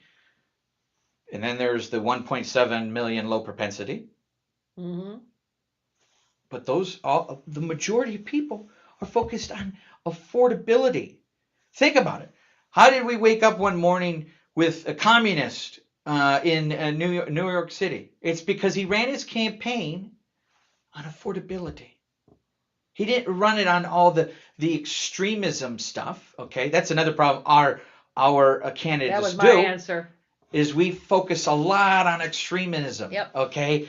And what do the Democrats do when the Democrats are running? Are they talking and are they campaigning and say we're going to DEI your kids or DEI everything and transgender your kids, or do they wait until they have power and then ram their policies through? Why is it that Republicans constantly lay all our cards on the table and say we're going to ban abortion, we're going to do this, and then everybody knows what we're going to do instead of waiting until we get power and then ram through the policies? I don't get it. Why do we do that? Oh, don't look, can't look at you. It's far from getting kicked. Why do we do it? Do you have an answer? Why do we do it? I think that's a big leap. I don't know that we totally do that. I think that I've first heard of all, plenty of, we have. yeah. I feel like our primaries are damaging. Yes. So my answer, Will, the first thing is that our primaries do a lot of damage because I don't see. Maybe it's because I don't glue myself. I do watch Democrat primaries because I want to see what's going on there, but I don't see the damaging attacks back and forth amongst a primary seems to happen on the right side of the table versus the left. Correct. And when it was especially damning when we had a Democrat incumbent such as Obama, and we're trying to run, and we've got 8 Republican presidential candidates beating each other up badly, and Obama's just sitting there laughing. And when we go back to that purple, right now we won last year, I believe, not because we did everything right, but because the Democrats screwed up to an nth degree. They in my opinion, they bet the farm. I mean, or they crapped out. They bet they lost the farm. They bet it all and they lost the farm. And and I've said this before, you've got Democrats that are diehard Democrats, but they're also parents. So when you're putting little boys in a little girl's bathroom, and the little girl comes home and she's crying because the little boy was in there, or the girl didn't make the sports team because the boy did, those parents stop being Democrats. They start being parents then. And they just push things too far. But they haven't stopped. They haven't learned. You think if they, and I did an article on my on the right side thing about why it all went red, and I think I've got a real good answer to that. So, but the shorter answer is the independent bar. We have to stop being extreme. We have to stop the infighting, and things like that Dearborn mess. I mean, optics. Oh, the optics on that are horrible. And like I said, those purple people. I make remarks once in a while on Facebook. I get attacked or crazy stuff thrown at me by a Democrat, and I look at them and say, every time you say something crazy, you shove another independent to the right. Thank you for that. Well, one of the things that I think there are some people on our side that believe that the reason why we're losing elections is because we don't have a conservative enough candidate. No, they think the solution is, we're losing elections, let's go farther. No, it takes time. You have look at Christina Caramo and Matt DePerno. I mean, how much further right can you get? And they got their butts handed to them, as we knew they would. We need to go further right, apparently. Some people think of that. But when you are looking at that, when you're looking at this, though, right here, that purple base, they're not going to go for the serious extreme. And while Benson is a serious extreme, she was quiet. Because they are united over there. And they messaged to the middle. They did. The candidates messaged to the middle. Well, we messaged to our echo chamber. Right, exactly. So I hope I answered that for you. So what we got over here. So Mark wants to know, would we consider you establishment? How on earth would we know? You don't come out here and see us. When you come out here and see us, I'll let you know. But he's been involved with the party since 2006 as a precinct delegate. I think establishment doesn't mean how long you've been involved. I'm so sick of the titles. I know, I am sick too. Of the I labels. am too. They do it. So actually, I brought something here. Uh-oh. I brought a visual aid. Okay. Every single person in our party needs to read this book, The Communist Manifesto. Oh, crap. Why? Why do we need to read it? Because if you read this book, you will understand the modern Democrat Party is communist, okay? And in that book, you'll see this bourgeoisie versus the proletariats, okay? Yep. It's the haves versus the have-nots. And this constant Hegelian dialectic, perpetual division has infiltrated into our party of the establishment versus the grassroots, the donors versus the grassroots, the doers versus the donors versus doers. We have this constant division. And until you actually read about it, what the communists are doing, you'll never see it. And when you do read it, you're always going to see it, and you can't unsee it. And so I really suggest everybody learn your enemy. Learn your enemy and get a copy of the Communist Manifesto just to understand what is actually going on. Read about the proletariat versus the bourgeoisie. Because it is exactly what has infiltrated into our party, this constant division. Okay, we can't unite and get everybody parroting the same message so that we can fight the Democrats because we're fighting amongst ourselves. Yeah, we do that. Okay, anti-establishment. Sampson thinks anti-establishment means electing zero candidates who've run before. I disagree with that.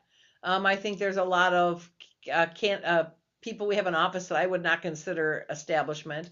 Randy, you took the words out of my mouth. That's what I said a little bit ago. Democrats lost Michigan last year more than Republicans won. But that's true. They're still being stupid, but we don't know that they're going to stay stupid. So we got to get smart. The answer is in the middle in a purple state. That is exactly right. The far ends don't usually win. So, Mike Rogers isn't he's more center. Yeah. So that we can win the That's we can win the Senate seat, maybe? So Jason says a lot of money being spent in primaries as well as fighting each other. That money spent fighting each other in primary means less money to fight the enemy. We don't need 10 people in a primary. Well, correct. I would like to not see 10 people in the primary, but at the same time, that's what a primary is for, right? To whittle it down. So but people don't understand and I'm going to tread the line Go ahead. very closely without overstepping. People need to understand the math. I want to get a front row seat to this. Go okay, ahead. people. I think you're going to go over the line. You think I'm going to go over the line? Probably go over the line. Oh, well, whatever. I don't want the lightning to hit me. People need to understand the mathematics. Okay. Of the primary. Okay. In the primary, currently in our current primary for the big tickets, there is one candidate who has a large base and pretty much is de facto as it stands. Then there's 6 other candidates right now, maybe 7.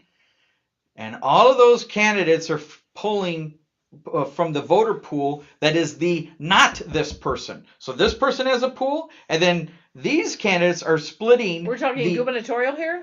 Maybe. Okay. I'm not trying to cross the line because I can't endorse, but I'm trying to read between the lines. Right. These people are splitting the not this person vote. So the more you split this vote, the more likely that this one is going to win. So these grassroots say, we need to get behind the candidates. You guys need to unify and find your candidate and get the others to drop out, because if you don't, you stand no chance, because this one's going to be in there. And then the question is going to be, can this one win against the Benson or Duggan? Right now, with Duggan in the race, he splits the Democratic vote to aid us. That's if Benson stays in. If Benson stays in. But also a bigger question, which I heard recently, the question is Benson or is Duggan going to end up on the ballot? A lot of people think so, but I've heard. Oh, without doubt. Well, Benson really doesn't like Duggan, and the things I've heard, I'm not going to say too much anymore. Then don't hit at it. What are you hitting at it and then saying, "Oh, my toe's cold in the water. Let me run back here." I'm just saying. I have heard that there might be some shenanigans going on with Benson, possibly with Duggan. I would not surprise me, because they're going to. I mean, you go back to the presidentials. You go back to the Ralph Nader running, and then us getting Clinton because Ralph Nader split the Democratic vote. And then you had, the other way around. Ross Perot ran, and we got Clinton because he split the Republican vote. Yep. But then Ralph Nader came in, did the exact same thing, and that's how we got George W. And so I'm hoping that this is a situation where we get, again, we have a Nader and a whoever the Democrat was that year that we ended up with George W. So I'm hoping that as well. So we have Randy says he's all in on Rogers. Look at the other options. I mean, Mike has got the Trump endorsement. He's been, Mike went to school 2 years behind me. So I've known. Let me make a comment on that one. So I have seen some campaign videos and more recently, and so many of them have just platitudes, constitutional platitudes, no real issues. No real plan, no real issues, talking all constitutional platitudes, and they think that that's going to win. I'm just saying you need to look further into that. Yeah, but there's a. We could have had Rogers last year, but some people wanted to play purity tests, and I think that might happen again. We got to stop. Let's look at our demographics, okay? Yes. So you think that so we have to do that. So in red areas we can get more right. That's true, Curtis. That is true, but it has to be a red. It can't be a R+1. Look at the red. Look at the red there. If you the farther right you go, the more you lose that purple. And that's the problem with that. So I understand. The red. Yes. So Kelly believes that's why Duggan is appealing. I agree with you. We have to. And really, and I'll tell you something. You almost looked at me for a moment. I was looking I was looking up here because I was reading what I was going to tell you. Okay. So in my candidate classes that I do here, I have what we call the electability test, which is what we call Drick election pie, and basically that's a pie with a whole bunch of slices, and the slices are called things like. Recognizable name, donations, sign locations, good message, blah blah blah. All the things that make you electable. And really, it's who has the most slices of the pie is going to win every time. It's not who's the best candidate or who's most experienced. It's who is most electable. 100%. And you're electable by getting as much of that pie as you can.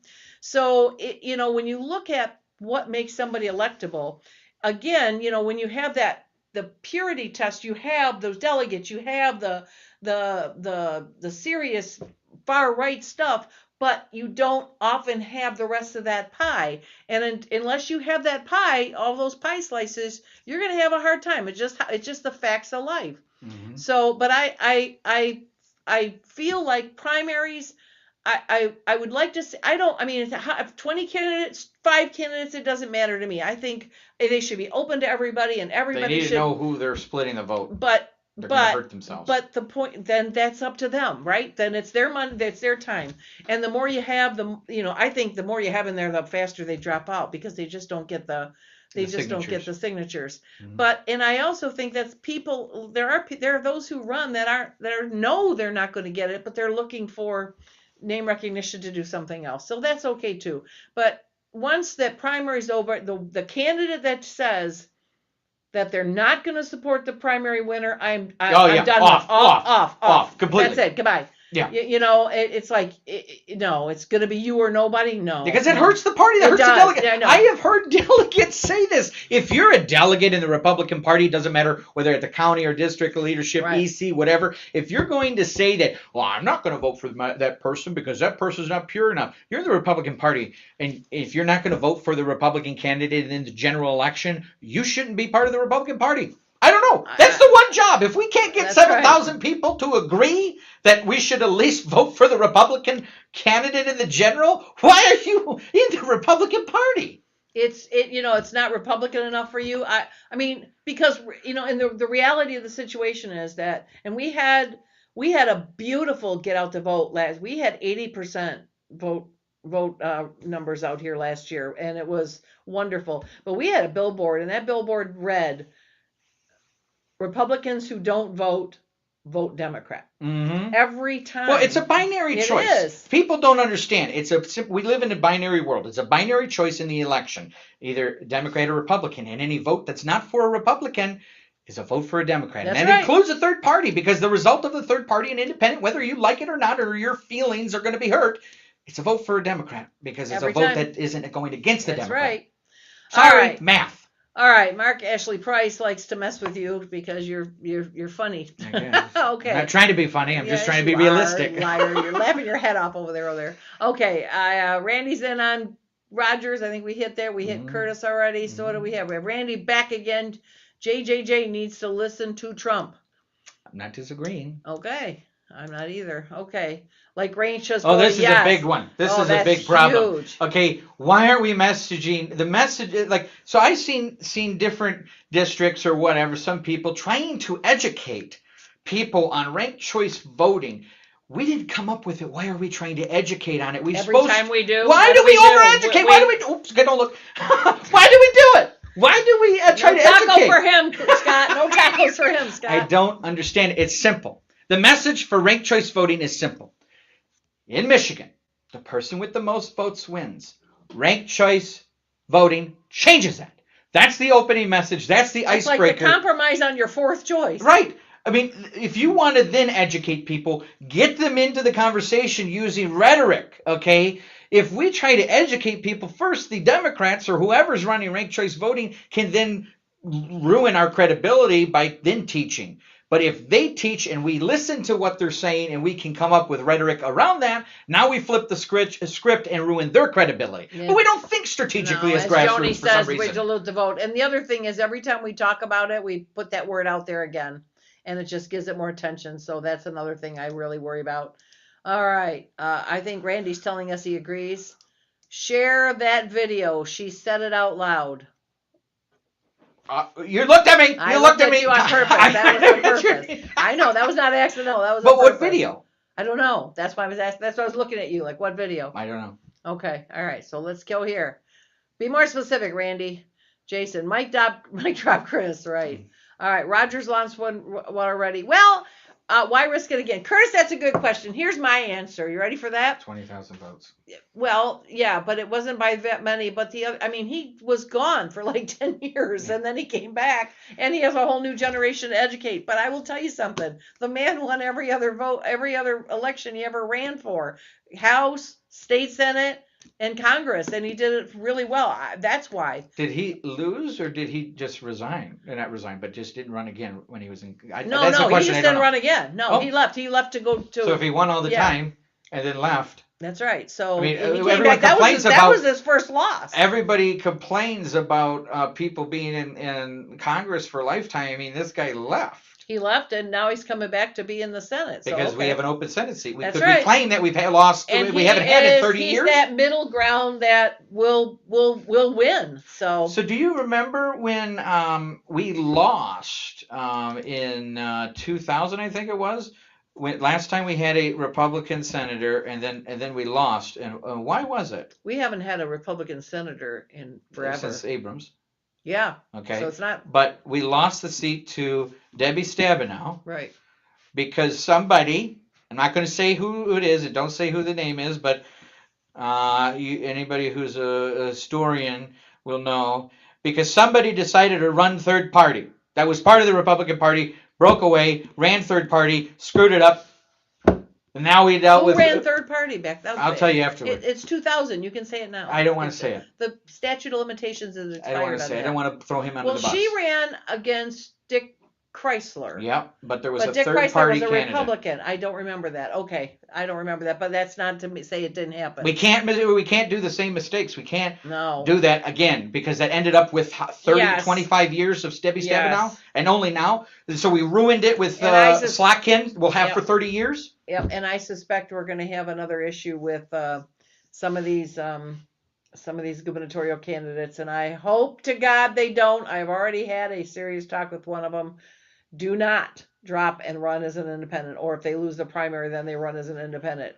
All that'll do is dilute the Republican vote. And you know what? I've always said I treat all candidates, but the one who does that is no longer welcome in Livingston County. Not under my watch. If you're going to do that to the Republicans, we need to have standards for delegates also. Okay.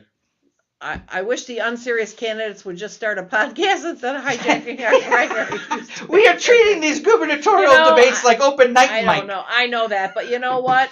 I know I'm an unpopular one there. I have always said give them all the same mic. If they're running, they're running. If they don't get their signatures in, they don't get their signatures in. I mean, we're going to find out because they're going to. When's the deadline for signatures? Isn't that April? April. All right. After April, then it doesn't matter. So just let them have their thing. I feel like we should never, you said it earlier, the Michigan Republican Party, our party, we don't pick candidates. Correct. And I don't feel like. And if we did, we would still get complaints. But yeah, that's true. Why didn't you pick me? Well, it's okay. I'm okay with you picking them as long as you pick me. As long as you don't pick that guy. So yeah, that's. At the end of the day, the party, it's we the people decide in the primary, and if your candidate didn't get through, we the people said no. Yeah. You didn't influence enough. Curtis seems to think that Rogers lost because he didn't get the independent vote. No, I think Rogers lost because he didn't get the Republican vote. Ask I know what my comments have been, so I think he's going to win this year. I just think he's going to. But as far as letting it go, I feel like anytime you tell a candidate, well, they haven't met the threshold of some sort to be a candidate. I think what you're telling them is. We start picking winners and losers that way. I feel like that's a mistake. Is that like when I said at the future gubernatorial rates we need to have a fundraising? Yeah, I respect your opinion. I don't think so. I feel like if you haven't raised $1 million after the first of the year or in February next year for gubernatorial race, I don't know how you could, because you can't win elections. You're right, without money. But I don't think that's our call. I think they're not going to win. Then they can continue to knock on their doors, and they can continue to try to do what they're going to do, and they can continue to fail and not get their signatures or not get their money. That's true, but that's not. I don't feel like that's our call. I respect anybody's difference of opinion, but that's not my call. One so far that we don't agree on. No, not at all. I feel like anybody comes to my events, they get a mic. They get the same mic. That's it. Come April, we'll know. We'll know who's still in the race, and after that, there it is. One of our gubernatorial said she wouldn't vote for the others if she lost. You don't need to tell us who that was. She. You said the word she. How many of she's are there? So all right, yes, we know that, and you're right. I can't do that. I feel like that's just wrong. Russ Jennings, hello. Whoops, I missed Russ. There we go. Russ, hello, welcome Russ. back. We haven't seen you in a while. Here's Curtis Clark, run, Curtis, run.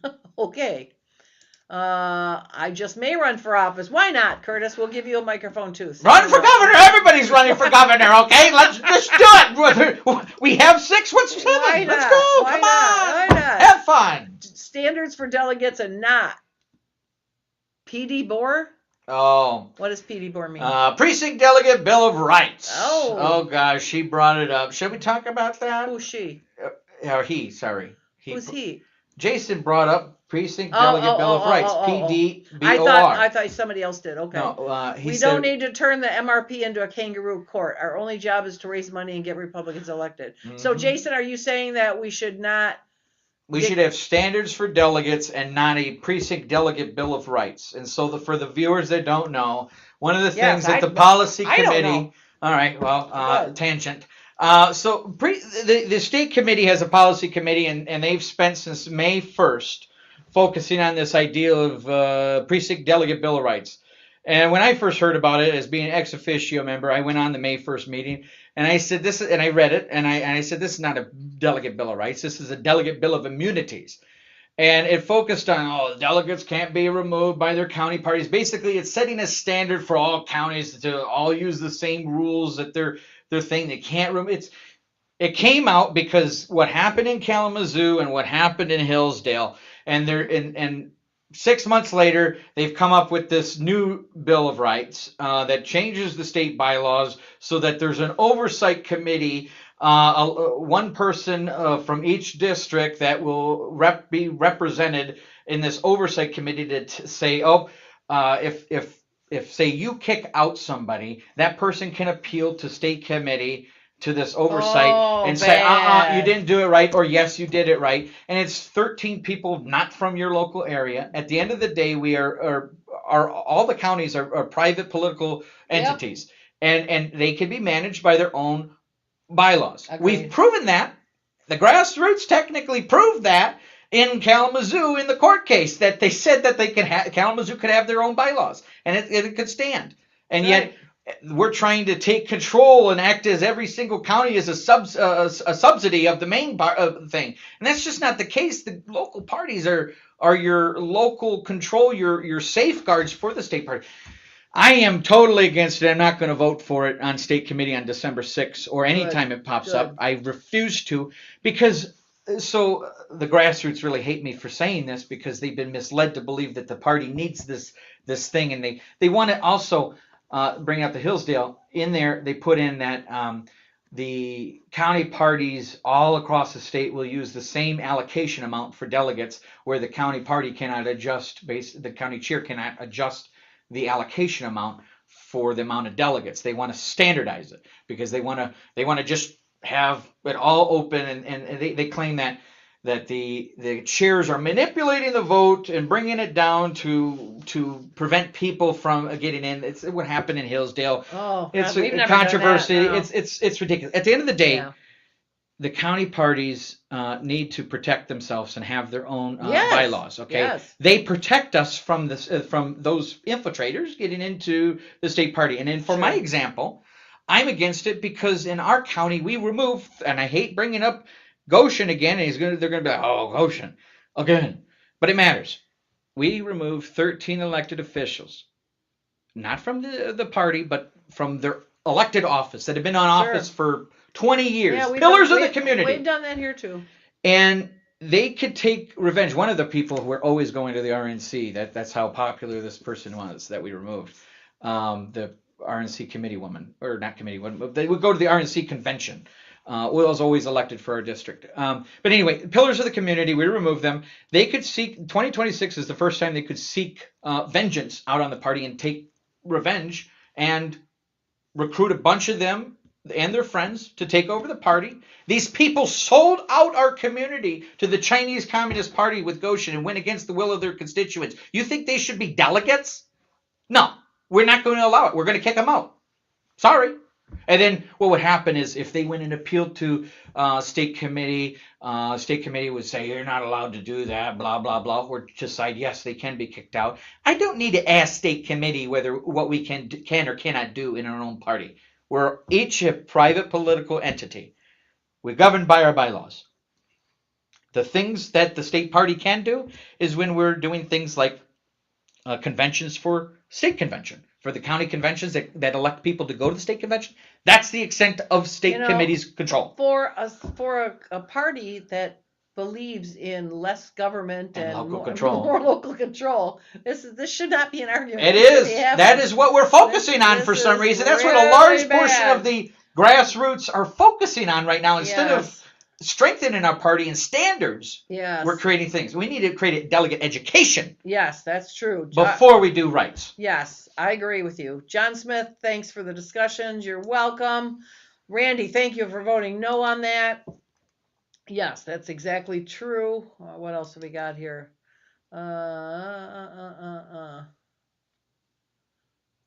Okay, I think we caught them all. What is the gas? What are you going to run for, Curtis? Tell me what you're going to run for.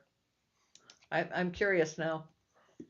So that'll be interesting to see. So, yeah, it is. It's bad, but I just, like I said, Delegate Bill of Responsibilities. I agree. We need the delegates need to have responsibilities. Far too many. 20% do 80% of the work. That's true.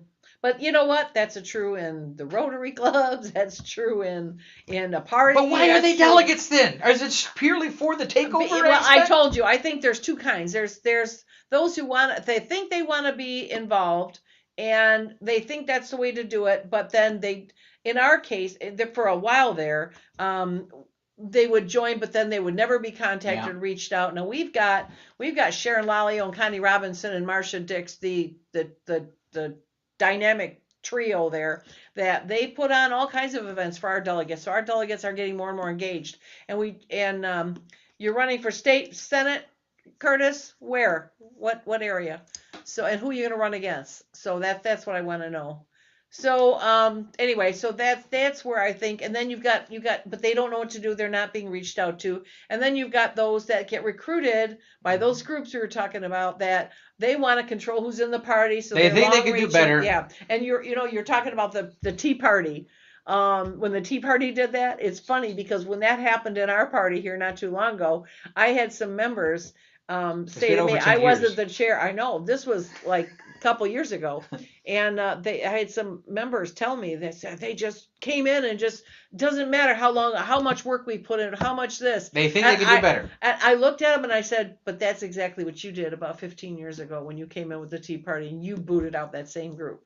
Because I remember it's a cycle. We're in this cycle, perpetual cycle. Thank you, ladies, for the delegate training and meetings. Oh, yes, that's for, I was thinking, where are the ladies here? Yes, you're talking about Connie and Sharon. Yes, they do a dynamic job.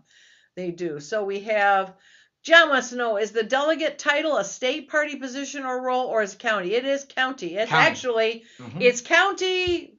It's elected on a precinct level. On the ballot, it says delegate that's right. to the county convention. And it's one group is Republican, one group is Democrat. So yes. And how many people actually win their delegate seat just because there was 7 slots available and 3 people ran? So I was elected by my constituents and represent. How many delegates actually go back to their constituents and say, who should we vote for party chair? Who should we? What resolutions should we do? Yeah. How many? When they say they're elected by their constituents to represent them, are they doing the job? Or are they voting for their faction, what their faction wants? We live in this echo chamber. We need to get outside the echo chamber. There you go. Joni agrees. There's more to being a delegate than just voting. Agreed. John Smith, precinct delegate is a county role. Yes. Thank you. All right. Curtis is going to run for Eric Nesbitt's seat against Kenny Clevenger and Chris Moriatis. Chris is Tanya Schumacher's son-in-law. Is that correct? I think. Then you got my good friend here, Mark, who thinks I'm an amazing chair.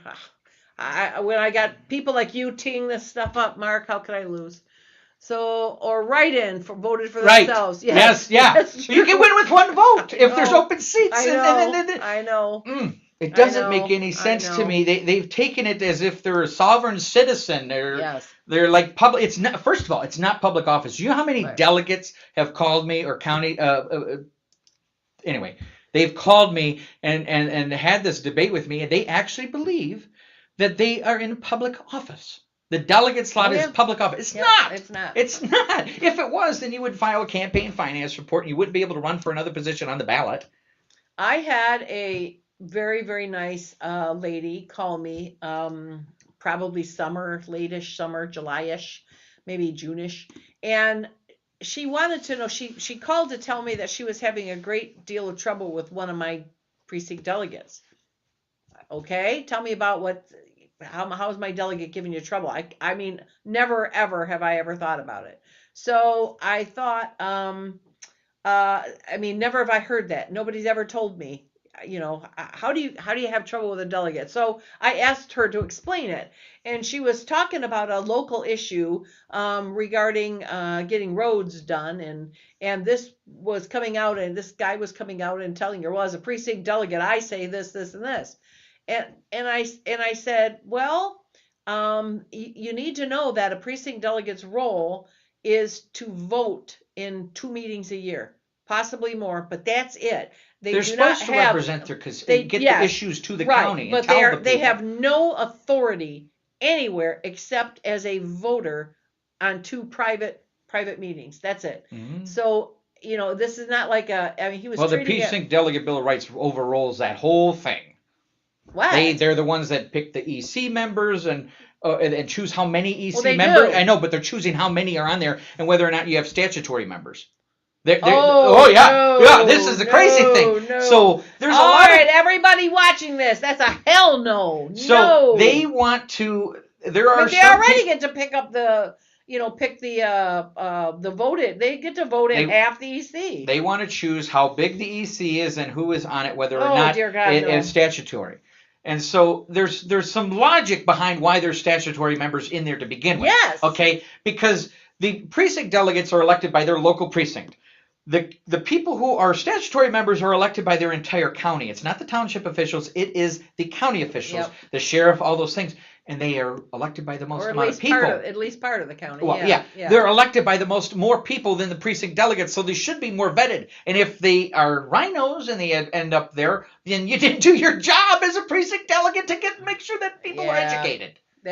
Randy, I agree with you. They're recruiting minions, not delegates. For instance, just thinking about it, that's all. Okay, well, you know what?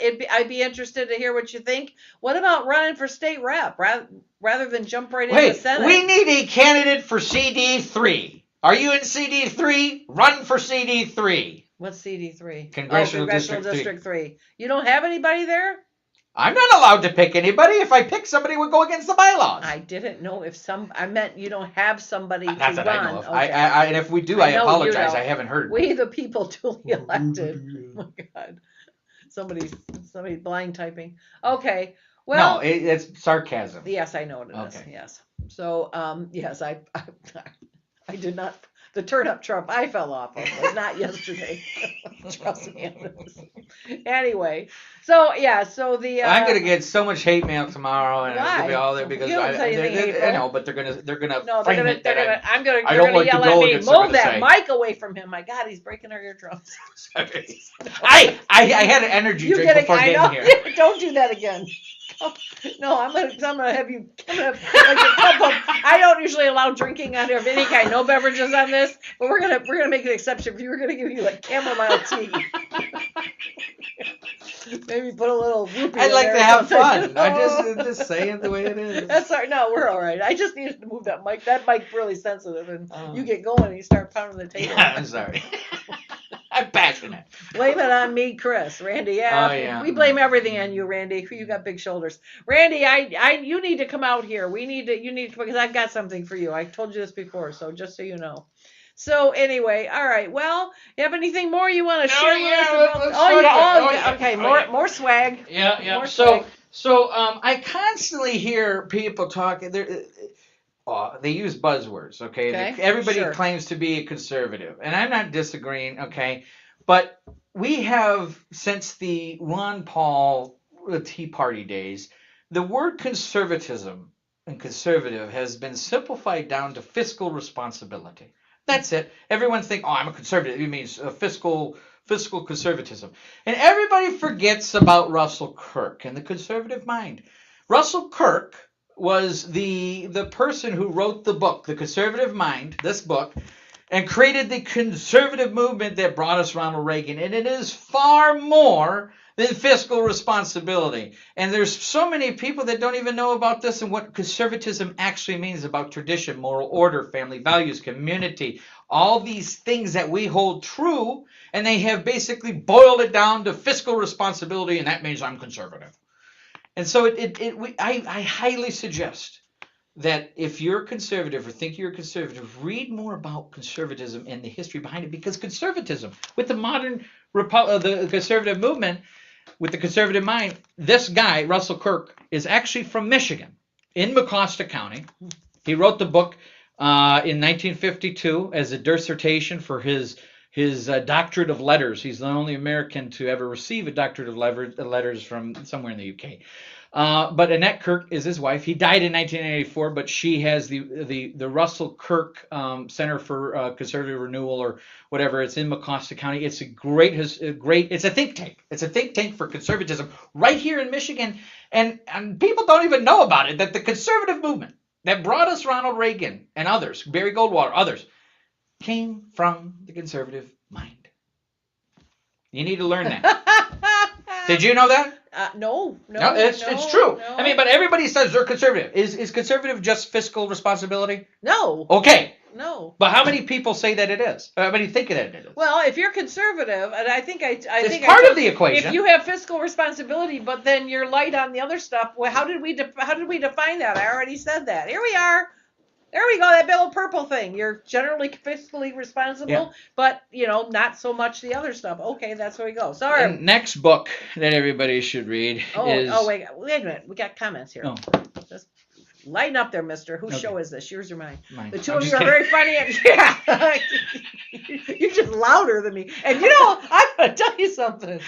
That doesn't happen often.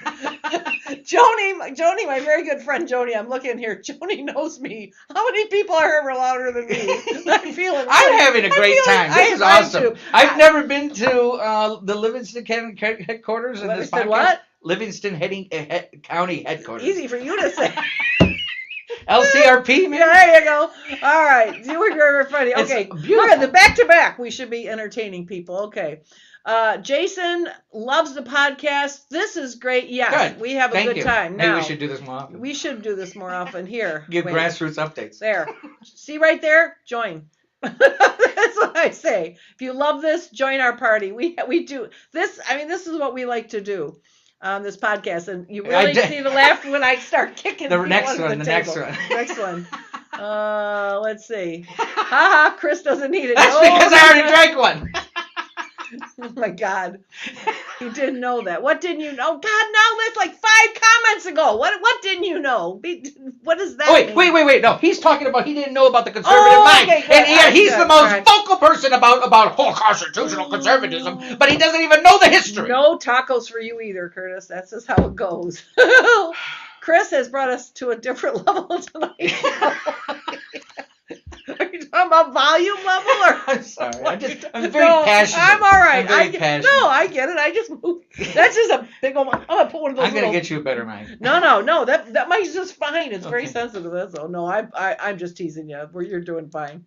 So yes. Well, it seems like we've covered a lot of stuff. So what else? Is anything else going on at MRP that we need to? Or you got the last book? I'm sorry, more toys. The last more book. Toys. Rules for Radicals by Saul Alinsky. If you want to understand the mindset and the blueprints for the Democrat Party, or the tactics that Obama and Hillary and AOC all use, you should read this book. This book is especially if you're grassroots. Okay, there's a lot of tactics that are exposed in this book that you will see, and once you see it, once you know it, once you see it, you'll never unsee it. Huh? And I'm not going to go into the details. I'm going to save this for when you read it. But it's a part of the toolbox as a Republican, especially a delegate or grassroots. You should be reading this book to understand what the left is doing and the tactics they use, because sometimes it's good to use the tactics that they use against them. Okay. But this guy is the same guy who mentored Hillary Clinton and Obama and them. Saul Alinsky. Is that the end of your little bag of tricks there? Yeah, I guess so. All right. I don't know if you got more. Bring it on out. No. That's all right. Okay, we're good. All right. So, I had here.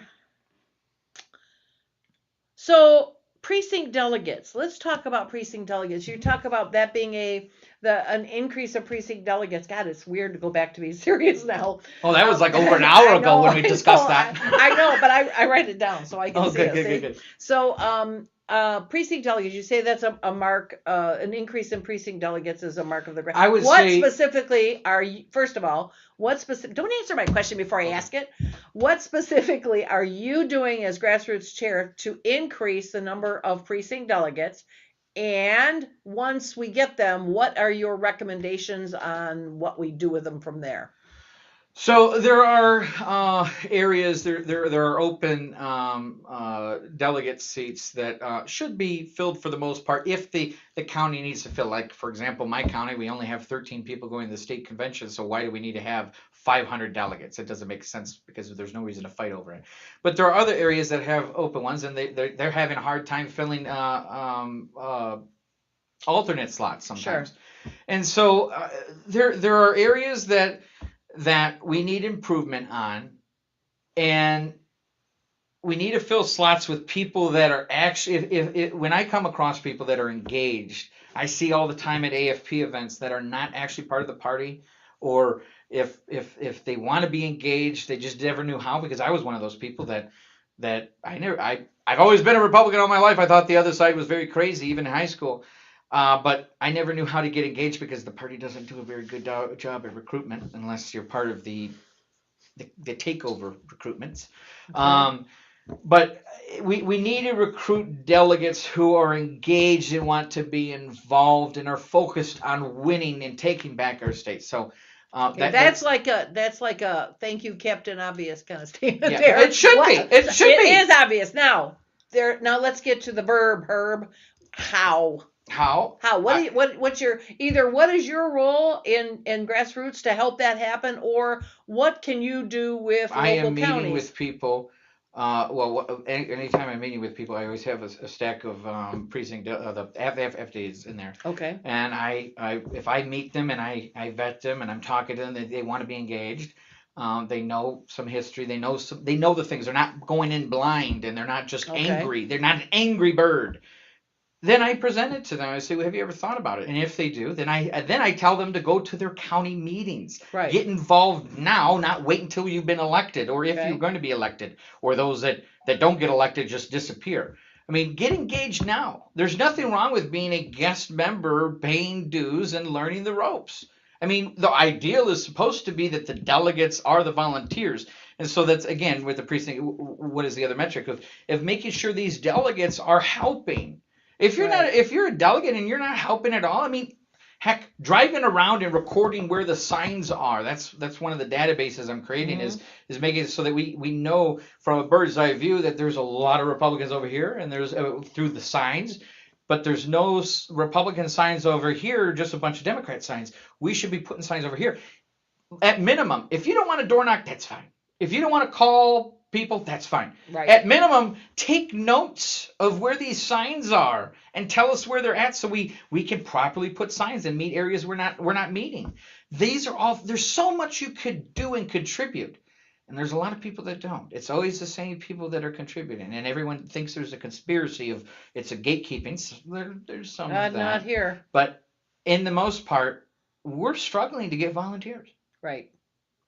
And that's, I mean, I guess in their defense, if you need a defense, I think I said earlier, the Rotaries, the Kiwanis, the JCs, it's all the same thing. It's the same 20% that does. If you think about it, there's. Let's make it 30%. Okay. That's the metric. If 30% are doing 70% of the work we're doing, we're improving. Businesses are always saying that 80% of their business comes from 20% of their customers. So that 80-20 rule is pretty applicable everywhere. I know that our group is our 20%. I don't know if it's 20% or not, but it is growing. We've got such a good group, and I could not love my volunteers more. Russ makes a very good. It's not the main thing I'm doing. I'm not. No, of course not. Solely focused on it. But when I'm looking for volunteers.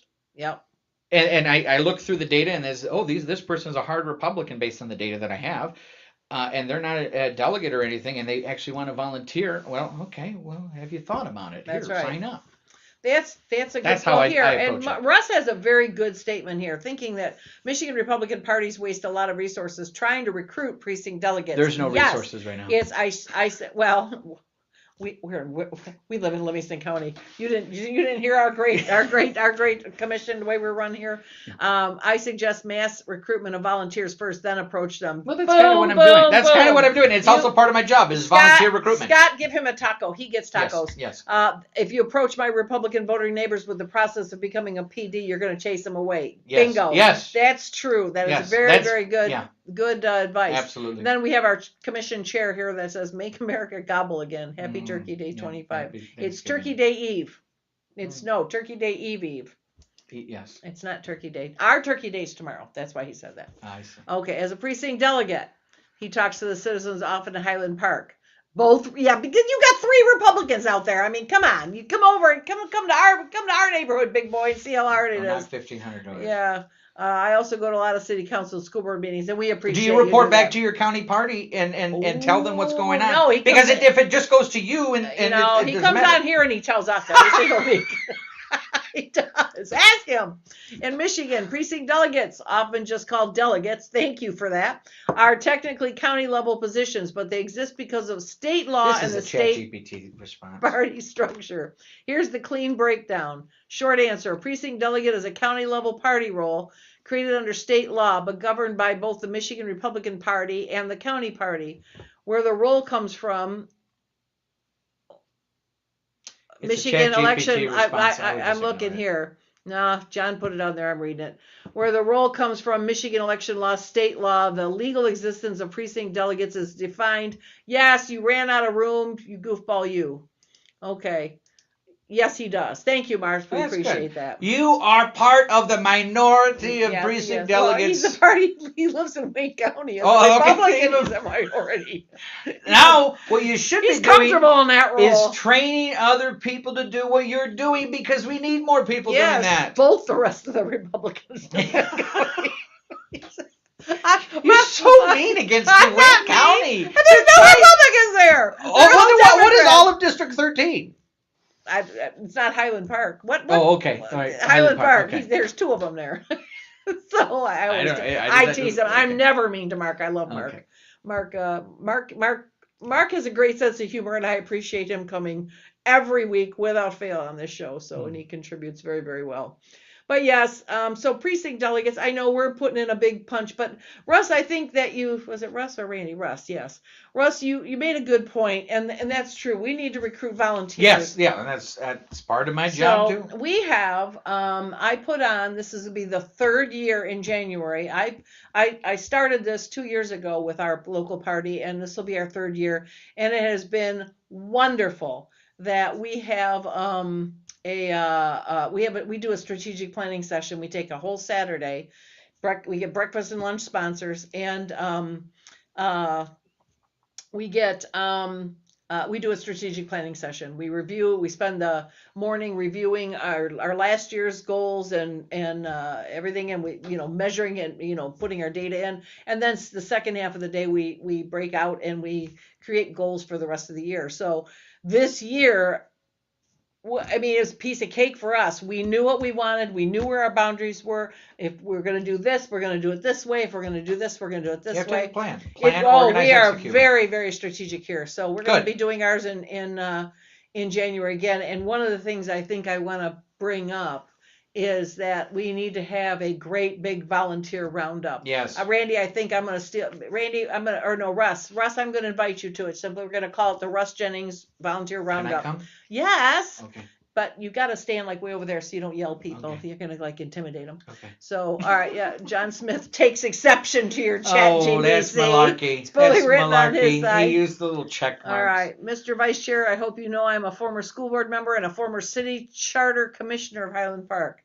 Well, that's very good. Nice. Highland Park is the 13th congressional district. How many delegates do you get? 2?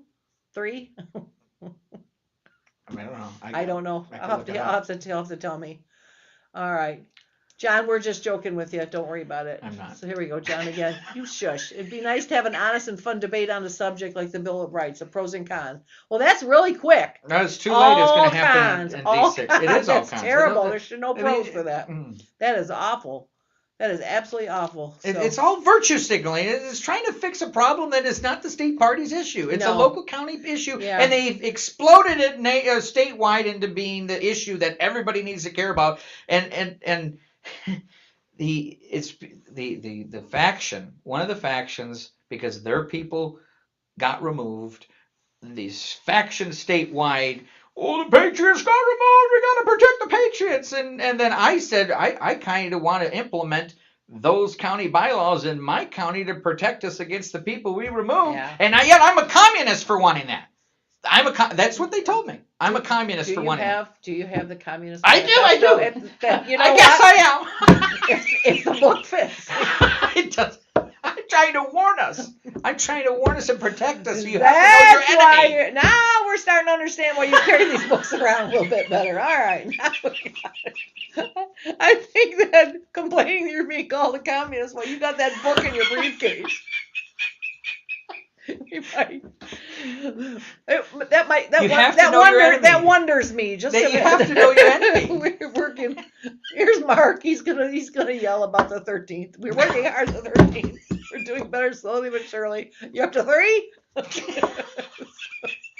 I love Mark. I love that he's such a good he's a good sport. Mark is. All right. Well, I don't know where else we're gonna go. We've proven Chris is a communist. I gotta go now. I don't know what else to do. So precinct delegate. So thank you, Russ. We're gonna definitely put that idea up to the test. We will call it the Russ Jennings event. We'll have you out. We'll have Chris out. We'll have lots of stuff. We are gonna have a Christmas party coming up. I'm trying real hard to get one. I'm hoping to do December 11th. Well, and here comes Russ. He's going to interrupt you. You just like you're the Grinch now. You talk about Christmas present. Why should Jackson County be policed by state party?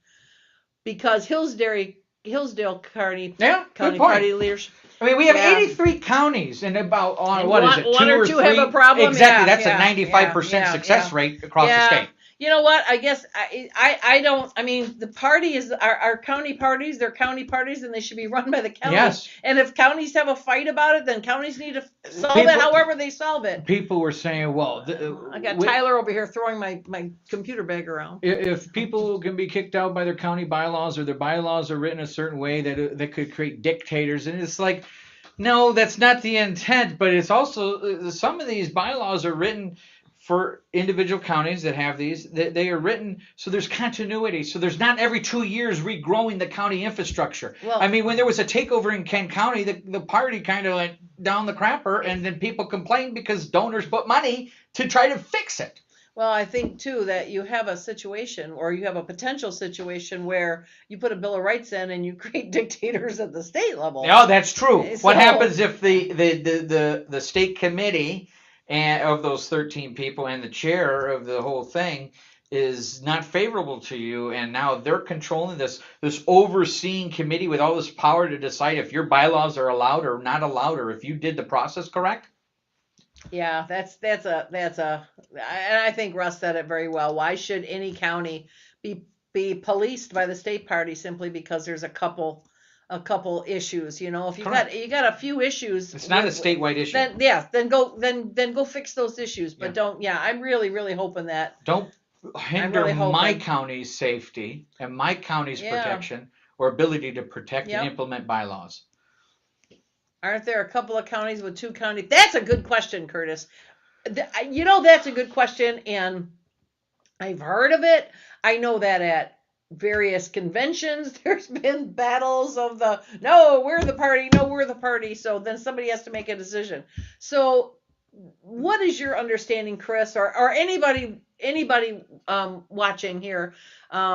What is your understanding about counties that have 2 county parties? I don't get it. At the end of the day, people are right. We are the Titanic, and people are arguing over controlling the ship, the steering wheel, after we've hit the iceberg. Or we're rearranging the deck chairs as the ship is going down. I just want to know about it. That's all. I don't want anybody to rearrange anything. I just want to know about it. That's what this is all about, is because in Kalamazoo, I think there at one time there was basically two parties, and in Hillsdale there was two parties. Wasn't there in or trying to didn't be. The same thing happen Macomb. out in Macomb? Yeah, that's what I remember. Yeah. So there's a couple of different parties. Are there still two parties? I mean, who's got? Come on, start typing. Who's got the skinny on this? I want to read it. If you get kicked out because the bylaws in that county allow that to happen because you made somebody mad or you did something wrong or whatever the case may be, I don't care. That's your county's problem. If that happens and you still think that you provide value, then start a PAC. Prove everyone wrong. Do all the fundraising you want, and you're not controlled by bylaws. You're controlled by your own thing. Well, I think that I've seen different parties where the party actually, was taken over by whatever group. I remember when the Tea Party took over our group, or the group, whatever's there, in Livingston County, 150 years ago, whenever that was. And there was a group that kind of what then would have been called the establishment, that decided that we're going to start not a new GOP, but like a Republican 500 club or something. And, they were just going to do their own thing and support candidates their own ways and whatnot. I don't understand why, if that's what a community wants to do, then do it. Fight it out. Go figure it out. We have courts for that. You have bylaws for that. We have courts. I mean, they can. One of them, was it Monroe? No, I mean Monroe. Macomb. Oh yeah. Macomb. Didn't they take it? They took it to court, and they had to have a court. So did Kalamazoo. So did Hillsdale. All of them took it to court. So good. Then they took it to court. Why is anybody else? They want to create this judicial system and turn it into a tribunal, basically. No. And the state party is going to be inundated with anybody who has a complaint. That's growing government. Does anybody not see that that's just wrong? Because they were affected and I was kicked out. No, it's growing the government. Mm-hmm. We are independents. We have our own thing. Keep our government small. We have our own bylaws. If you got 2 or 3 counties that want to fight it out, then they just have to fight it out. I think that the fights are going to get worse. Mm-hmm. Historically, you're going to have to create a new position, and it's going to be called the MRP Judicial Branch, and it's going to have to. Oh my! No, you shouldn't. You shouldn't. Not enough. We're supposed to be focusing on winning elections, not dealing with inter-party drama. I know. Especially this next year. If you're going to do something like that, don't do it this year. Mm-hmm. Do it. How about let's not focus on takeovers? I know. No. Can we at least grow the forest? Yeah. Let's just. That's a good idea. I like that. Yeah. There's not enough time. I just was wondering if they're still doing it, Russ. I didn't want the details. Oh, I'm sure you're right. I just wanted if they're still having 2 counties and. One county doesn't even have a party because they broke some campaign finance laws years ago and never reclaimed. Which county? I think it's in the UP somewhere. Oh my gosh. You got all those UP people, all those UPs. It's a very small county, I think. Okay. At least it's instead of 83, it's 82, I think. It could have been fixed, but I think it's based on what I saw. They don't have a county. David, we're bummed too, and we're very disappointed. We were counting on you. We kept looking at our watch. You didn't show up for the majority of the conversation. However, just for you, we've got it on YouTube, so you can go back and laugh all the way through it all the way. Or be very angry. You can watch it, or you can be angry at him, but don't be angry at me. No, I don't do anything. No, you did nothing wrong. I did nothing wrong. I just spoke reasonably. Yeah.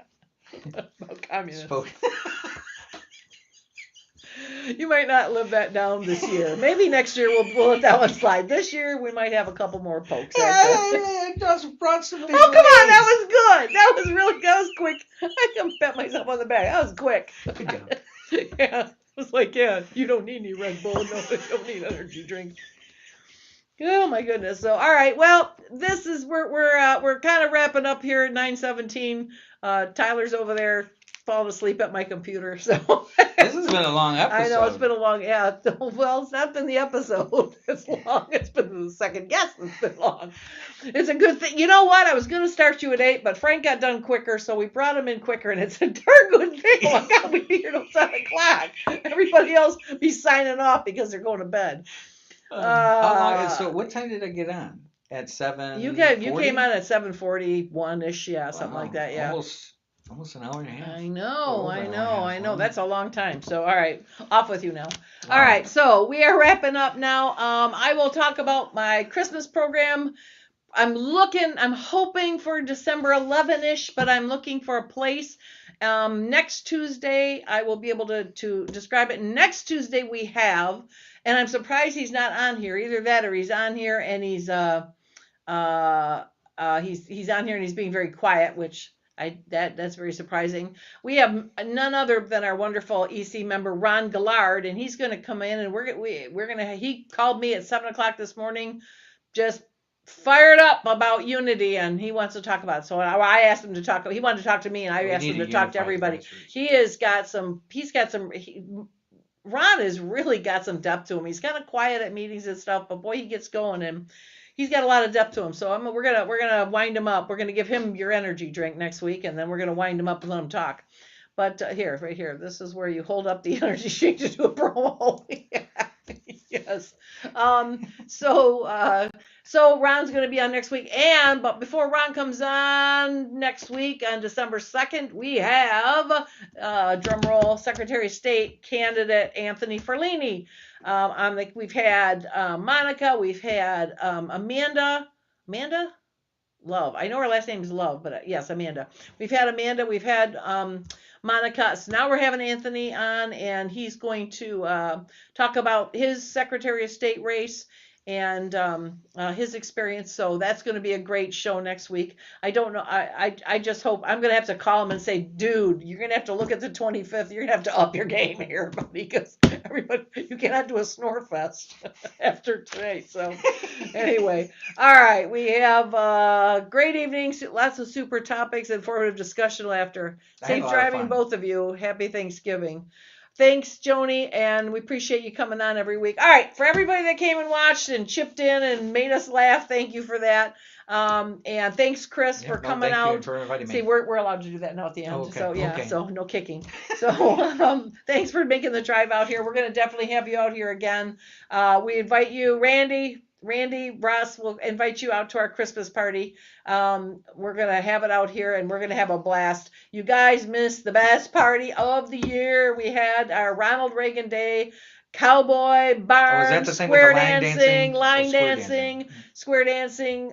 It was absolutely the best thing, and I can't say anything yet because I'm still ironing it out, but we're going to have right now I'm in the process of negotiating for a couple of equally as cool things next year. So stick around. Livingston County, right down here. If you're watching this, have a fun down right there. There's your ticker tape right there. Make sure you join. Make sure you sign up and join. You will be really glad you did. Mark, happy Thanksgiving to you and the rest of your very, very small party out there in Wayne County. Everybody have a good night. We'll see you next week.